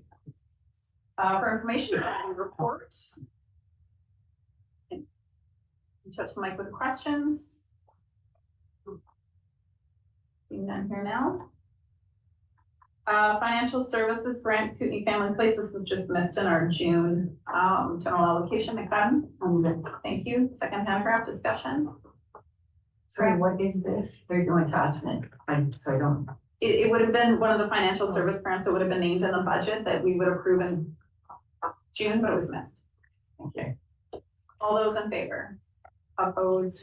Carried. Grants 8.3.1 for discretionary. So moved. Thank you. Do we have a second? Thank you. Pop off discussion. All those in favor? Opposed? Carried. Community development. I'll move. Thank you, Hewitt. Second. Thank you, Brown. Discussion. All those in favor? Opposed? Carried. Okay. Chair and CAO reports. Well, it was asked of me actually earlier, so I may as well describe why I was on for 24 days straight, and what I do as chair in an emergency. The first thing that it's not necessarily 24 hours a day of direct work sitting on a computer, but I am on call as the chair. I am the signing authority on a state of local emergency. So my phone doesn't turn off for 24 days. That was just when I finally had Vice Chair Lockwood step in for me, and I designate authority to her. She's the only one, the vice chair is the only person the chair can designate authority to. So that's one of the primary things. The other one is we did review a policy early on regarding access from different entities into order zones. And so the emergency executive reviewed that. That was quick early on. And then a lot of it is just the different details that moved through. A lot of questions such as what was raised in public time come direct to me as director, or I'll redirect them if they're operational. So things around, the training for the S100 had a lot to do with people who are already trained that directly work with BC Wildfire Service, but questions from constituents about how does that work, what's the RDCA doing, completely outside of us. We fund it. CIFCO does training, Community Force is doing training, other organizations do training. So there's a lot of information providing that while the Emergency Operations Center is providing daily, sometimes twice daily bulletins on trying to capture everything we can, there's also all those things that fall outside of that. And I think most of us living in small towns know that as soon as you walk out your door, you're working. Someone's asking you a question. So most of those days were 12 to 14-hour days. And the primary thing is really being on call. And Stuart was not enjoying this either, but he did call me a couple of times between 11 and midnight when we had to go to order. I think what's important to know about when you go from alert to order, or even when we get those indications, BC Wildfire Service is the response agency. They're the ones that are out on the landscape saying, when is it unsafe for residents to be present? And whether that's the alert stage where they're saying, get ready, have your grab and bag go, or the order stage where they say, get out now. One of the critical things that happens in those stages is weather and wind. One of the most unfortunate situations was happened in both D and H was that we actually at a public meeting in Area D in Argenta the day the alert went on, and BC Wildfire Service providing a ton of detail as much as they could indicated you have a few days before you're going to go to order. 4 hours later, we get the call they're on order immediately because the weather completely changed. The winds went in a different direction, and after 5 days of 30+ weather, it was so right that it was not anything they could have predicted. So a large part of it is being available at all times because you can't plan for those things. The other part is being available to the emergency executive, and I think that is policy related. I am not involved in operations. I don't go to the Emergency Operations Center. I generally am only communicating with the CAO. He is communicating with the Emergency Operations Center. That being said, both Dan and Nora would send me different things depending on constituent questions. So that's predominantly what I did for the last 24 days. I was last Thursday getting to a point where I was making decisions for my own area that I wasn't thinking clearly on. And so I called Vice Chair Lockwood and said, I think I need to take a break and step away. And I turned off my cell phone for 2 days. So that's just some of the kind of context in which what occurs as the head of local government, what you're responsible for, and primarily what I was doing. I'm sure there was more. I should have taken notes, but it was very much proactive at all moments. Reactive at all moments. Any questions for me, McFadden? Yeah, not a question, just I think I'd probably speak for all the board that we just really appreciate. I don't think that anyone can really understand unless you're in it, the work that you guys and staff all takes in this crisis, and for the regional district, how big it was and how many we had at the same given time that you're all trying to manage. And I'm getting emails I'm telling James, like every other minute, there's someone either on alert or order or back and forth. And I'm not sure I understand how difficult it is when you're a local resident in that area and how you feel, but you may not see the big picture of how many of these you're managing as really small local governments and trying to coordinate. And so we really appreciate all the work you've done. I appreciate that you're looking into how we can do it better. I think we can always learn and always do things better, but no one predicts that you're going to have multiple of these events all at the same time that you're trying to manage. So when you do your tabletop exercises and all of that, you're talking about one or two, but when you start getting into multiple things where that becomes much more challenging to make sure you're not missing boxes. And I think you guys did a phenomenal job. So I think from all of us at the board level, we just really appreciate all the work from staff and from you as our chair. So thank you. Thank you, Director McFadden. Paige. Sorry.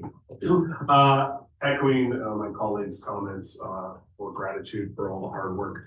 I did want to highlight two things that came up from public time. One, that it would be my desire, regardless of whether or not we obtain approval from BC, from emergency for that additional 15,000, that we budget for it, that we do the work regardless.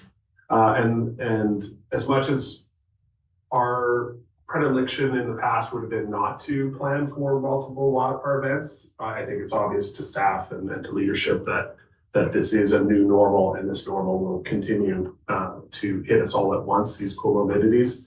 And so we have to start planning what our resourcing looks like and how we draw on those resources, especially in the province will be low on those things too. So I think this is a reality check. So these simultaneous events are going to be more common, and we cannot expect higher orders of government will always have the resources available to us to manage them. And then just finally, I am really interested in what our learnings will be on the aftercare and how we're taking care of communicating with people and understanding the challenges and dealing with lost garden crops over the course of the year. Their food supplies are really critical impacts after these events. So those are just to add to the mix of conversation. Thank you. And noted, those were items that I've all identified as chair, and I'm not going to get into what I did as director because I don't want to say that I did a verbal report, none of you did.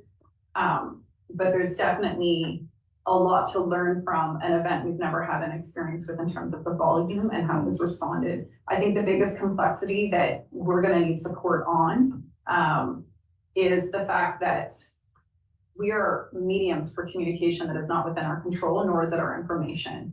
And that's where it gets really lost. We don't create BC Wildfire Services information. We don't create a lot of these information pieces, and yet we are the vehicle in which residents expect it from. So oftentimes it's our staff. Please, we need more info. Please, we need more info. So I'm going to actually just move on to Stuart, because I'm also noting that we have some staff that need to go and do something. So this is to follow up. Can I just check one last point? The Argenta stuff, and I know you already know about this, but the training of the fire brigades and how we support communities. It's going to come back to us.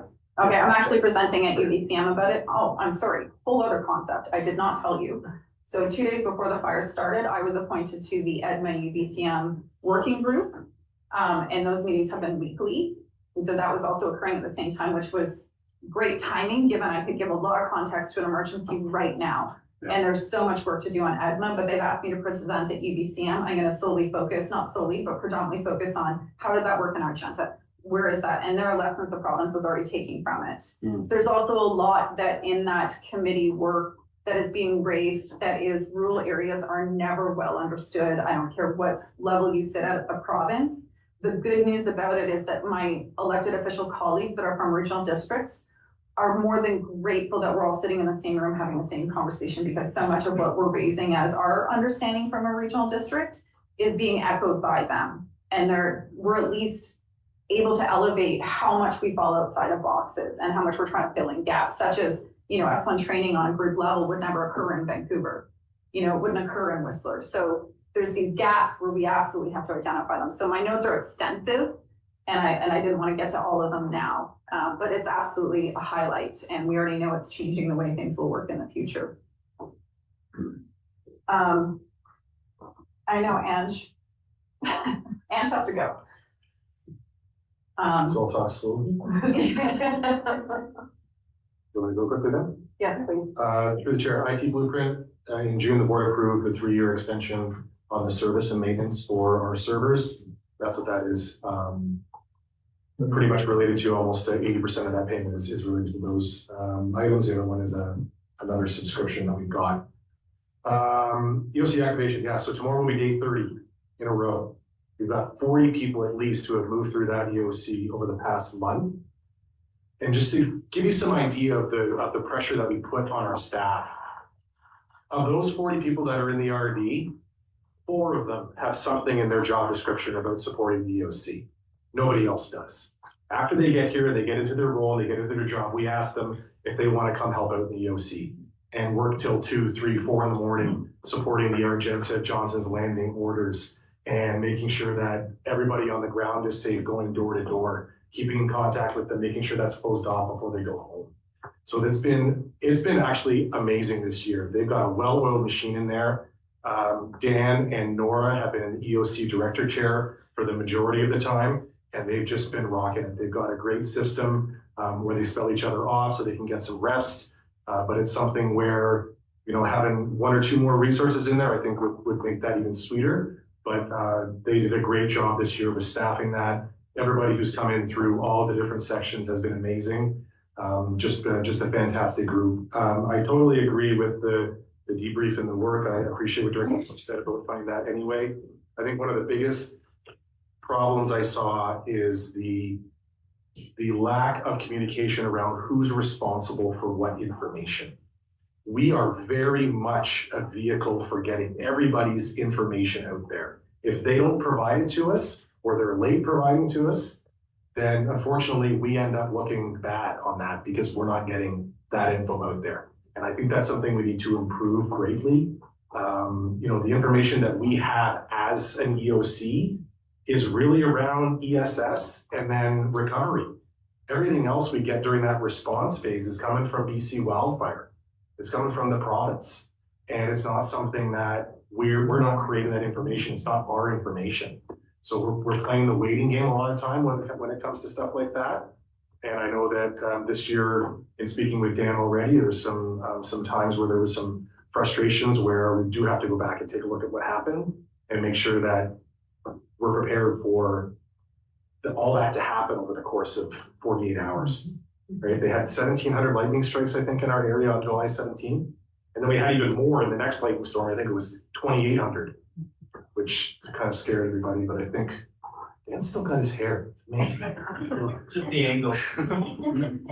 But that's all for me. Oh, I will say about the tipping fees. Yes, the tipping fee discussion that we had. So we had a discussion with Vice Chair Lockwood and Director Popoff as the effective director for those in the Red Mountain Road area. Basically, anybody north of Enterprise Creek that had lost power with BC Hydro. We were doing community pickups through a contractor. It wasn't a volunteer, it was a contractor. But we had costs expended for that. We did try to get it reimbursed through the province through our normal process for that. They reimbursed everything except for the tipping fees. So the tipping fees will be on the regional district. However, in talking with Dan, there is some room in the emergency management budget, so it won't be something where West Resource will have to pick it up, because it was the Rosebery transfer station that was where things were being dropped. We'll have that picked up by the emergency program service as part of the funding that we have in there, so we should be good on that front. But they covered, with the EAF, I think was $25,000, and they're covering 21 of it, which included extra staff time, because the Rosebery transfer station is not open every day, included the contractor costs, things like that. So we tried to support the community as best we could. So unfortunately, with the road conditions, some people did not get access to that contractor, which is too bad. But that's it for me. Okay. I'm gonna suggest we don't have a lot of business left, but we do have a lot of work to do. So I'm gonna suggest we take a 10-minute break and then come back. Does anybody disagree? There's one month, so I'm good. Okay. Sorry, Anne, should I? Yes.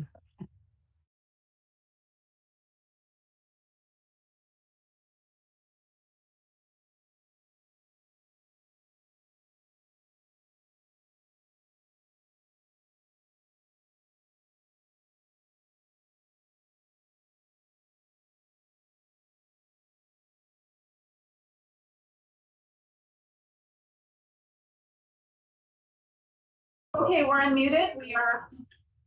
Thank you. So I do think everybody living off of muffins and fruit right now. We definitely need to get our staff back into. Okay, great, let's go. We'll roll with it. Okay. Rural Affairs Committee, Director Jackman. Thank you, and it's water now, no caffeine.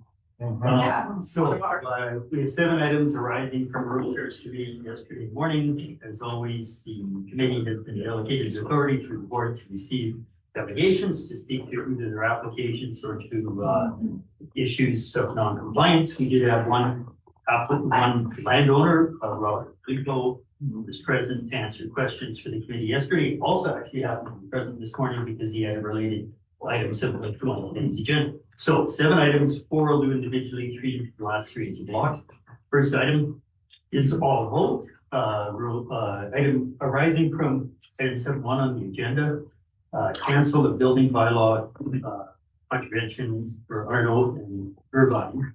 That move the corporate officer be authorized to remove the notice of title relating to 880 Lewis Road, area E, as described. Thank you. Discussion? All those in favor? Opposed? Carried. Next one is a development variance permit. I just referred to this as micro area G. I move the board approve the issuance of the development variance permit, the 2311 G to Ann Gleeple and Jerry Gleeple, property given 56, G as legal as described. And that is in effect waiving the proof of groundwater requirement of the subdivision file number S2332G for the proposed remainder block only. Thank you. Thank you, Director Connor. That with comment. Yes. Well, this refers to the bylaw that we passed earlier today. Yep. Thank you. Further discussion? All those in favor? Opposed? Carried. So the third one, interesting, this is example, only goes back and forth a few times, but this is a non-adhering residential use land use measures in area G. I move the board support application A24001G for the proposed non-adhering residential use in the LR proposed by Jeremy DeWitt for the property located at 8960 Highway 6 area G as legally described. Discussion? All those in favor? Opposed? Carried. Fourth one is site-specific exemption to floodplain management bylaw, Willie Electoral Area H. So I move the board approve a site-specific floodplain exemption to prevent construction of dwelling. It's just right in the report. 24-2H Willie dated July 2024 with a floodplain setback of 17 meters in accordance with the engineering report prepared by Cerberus Engineering for the property located at 5570 Winlaw Bridge Road, area H, as described. And this is also subject to preparation of the covenant under section 219 of the Land Act and section 56 of Community Charter and Taylor Regional District is included. Thank you. Discussion? All those in favor? Opposed? Carried. Last 3 I'd like to move as a block. They are all community works fund applications. They're all within area F. Interesting, they're not buying any fire trucks this time. The first one is North Shore Hall HVAC upgrades in the amount of 67,900 and change. Second one is the North Shore Hall standby generator project in the amount of 7,550. The third one is the Beasley Fire Hall paving project in the amount of 113,100. All of the funds came from electoral areas F's allocation. Thank you. Discussion? Newell? Just briefly, thanks to staff, all staff for putting these applications together and suggesting these ideas and these improvements to our fire infrastructure in the area. All those in favor? Opposed? Carried. Okay, 10.1. From a historical perspective, it's good to know for new directors that we've actually been advocating to via the province at UBCM several times now that the agricultural land reserve and those lands in the reserve are not adequately identified in terms of actual use and productivity. So we've been advocating for a review of that since I believe I was even before I was at this table 10 years ago. I know I met with the chair at the time, Richard Bullock, when he came through the Kootenays. That was 15 years ago. And they were very keen on being able to do that to, kind of take out those lands that are not arable and put them into productive use. So I want to thank Stuart and Director Vandenberg for putting this motion together to continue that advocacy, that they review that. The one note I'll add is the last time the Agricultural Land Commission came to the area that I was able to attend, maybe they've been here since, where we asked this, they redirected us to do this through our land use planning work, which is very concerning given we have no authority to change an ALR. And we also don't have, we would have to hire consultants to understand land use. And we do have some of that. We have done quite a bit of data work in terms of water and other productivity components that can feed that. But it does become a whole other component to land use planning that we don't have an authority on, but now we're being asked to be the leads on reevaluating, which is much outside of land use planning. So should we be granted this meeting, I think it's important Stuart would be present to give that history and to give some of that feedback around when you ask land use planning at a local government level that doesn't have the authority to actually designate ALR lands or change ALR lands to do the work to determine if they're appropriate, that's not appropriate. So I think that's just some of the context that I would want to bring should we get this meeting to the table, that it is important to do, don't ask us to do it. And the ALR is very much an area D of 8,000 hectares of ALR, 700 of it is arable. Most of it's the top of mountains. So I don't necessarily have the congestion issues that Creston might have, but it's not applicable to the intentions of it. So I just wanted to give some of that background on how many times we've talked about this and advocated for it.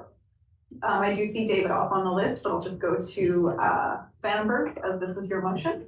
Thank you. It's an all vote that the board request a meeting with the Ministry of Agriculture and the Agricultural Land Commission staff to reintroduce the topic of reviewing and modernizing agricultural land reserve with the view of being able to identify land without agricultural capacity that could support potential housing projects. Thank you. Moved and seconded. So I have Davidoff and Newell and Jackman. Davidoff, go ahead. Yeah, thank you, Chair. I posted excerpts from our 1996 official community plan for Area I and J. We worked very closely with planning staff. Dave Wan was the planner that worked very closely with our APCs to develop this language. We worked very closely with the Agricultural Land Commission to develop this language and place it into our 1996 OCP. They encouraged, as Chair Bullock confirmed when he visited the board, they encouraged development, cluster development on non-arable nodes within the ALR. There's a specific reference in what I posted to Champion Creek lands, for example, which was 900 acres of land, which is very similar to the Creston type of situation. Selkirk College actually went and mapped all of the soils within the soil types within this acreage. And basically we identified the non-arable nodes that were suitable for cluster development. The ALR was very, I wouldn't say excited, but very accepting of this type of language. So we did all of this work. We spent hundreds of hours doing this work, preparing our 1996 OCP review, process. And the key thing is that this is existing language that is on our books, that it's posted there for reference, because most of the people sitting at the table, Hans may remember this from 1996, but he may be the only one. But the key thing is that we undertook this because of the issues that Director Vandenberg is raising. And the key language that we utilized at that time to gain acceptance from the ALR was the cluster development on non-arable nodes within the ALR. That was the key language. So Kelly, if you can maybe build that into your motion of having that key language that they've already accepted, that Chair Bullock, I asked him specifically when he came to our board, would you support cluster development on non-arable nodes within the ALR? And he said, absolutely, that is something that they would consider. So Thank you, Director Davidoff. Director Vandenberg is not on Zoom, so it'd be best if you emailed it to him. We don't need to identify it in the motion because it's requesting a meeting where we could then ask specifics and be clear about that. Well, if there's any brief prepared, perhaps this could be included in the brief, that we already have this. We're past the point of writing briefs. This would be a staff request at the time. Unfortunately, this is past the timeline. So we'll just be requesting the meeting. Yeah, I'll copy and email it to all directors. You can just send it to Vandenberg and Stewart. They'll be the ones to look at it. I think other directors may be interested in this language, Chair, respectfully. Who's next on the list? Newell, thank you. Go ahead. Yeah, I just wondered, Director DeBoon had mentioned parks for development. I just wondered if we could just put comma parks.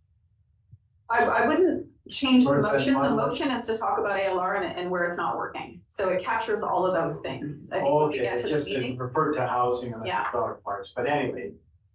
I think that the Don't point here that we were making is that we've been asking them to reevaluate how they've identified it. There's a lot of things where they're not working. Sure. Who is next? Jackman. Yeah, thank you. So I also want to give a little bit of a reminder that there is maybe a good template to follow. RDEK, Mike Snufnowski, had a study done primarily using ag students, looked at more granular analysis of soil, slope, water, et cetera, similar to what Director Davidoff was talking about, but was able to do it on a large landscape level fairly cost effectively, because that's what you need. Now, it was, I believe, back in the Richard Bullock era, and it was received fairly well. So Thomas McDonald, of course, now is the director for the East Kootenay Area A, but it couldn't be too much work to dig that out. And as I say, it was fairly well received that the current analysis of ALR is too crude. The other one we've seen, of course, is there may be soil and the right conditions in parts of Area E, but there's no water.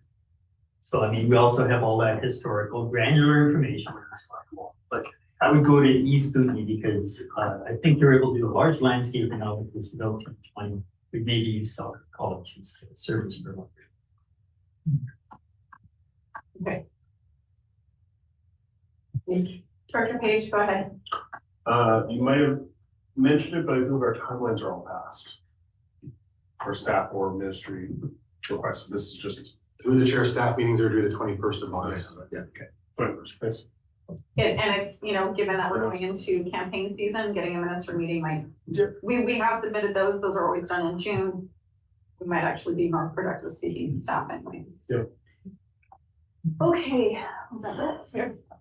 All those in favor? Opposed, carried. Okay, I will call for a resolution to close the meeting to the public. Thank you, second. Thank you, debate. All those in favor? Opposed, carried. Oh, Teresa's not here.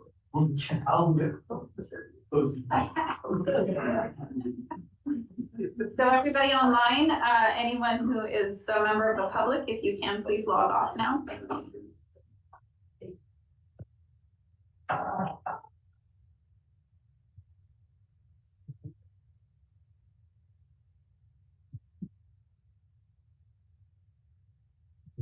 So Blaine, if you can log off, CM, and Valley Voice. Director Davidoff, can you mute, please? Oh, I'm sorry. Thank you. Almost time to buy a new piece of Scotch tape. Are you able to remove Valley Voice and Blaine?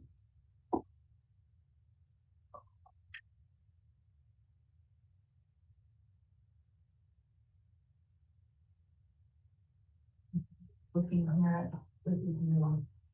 Yeah, no problem.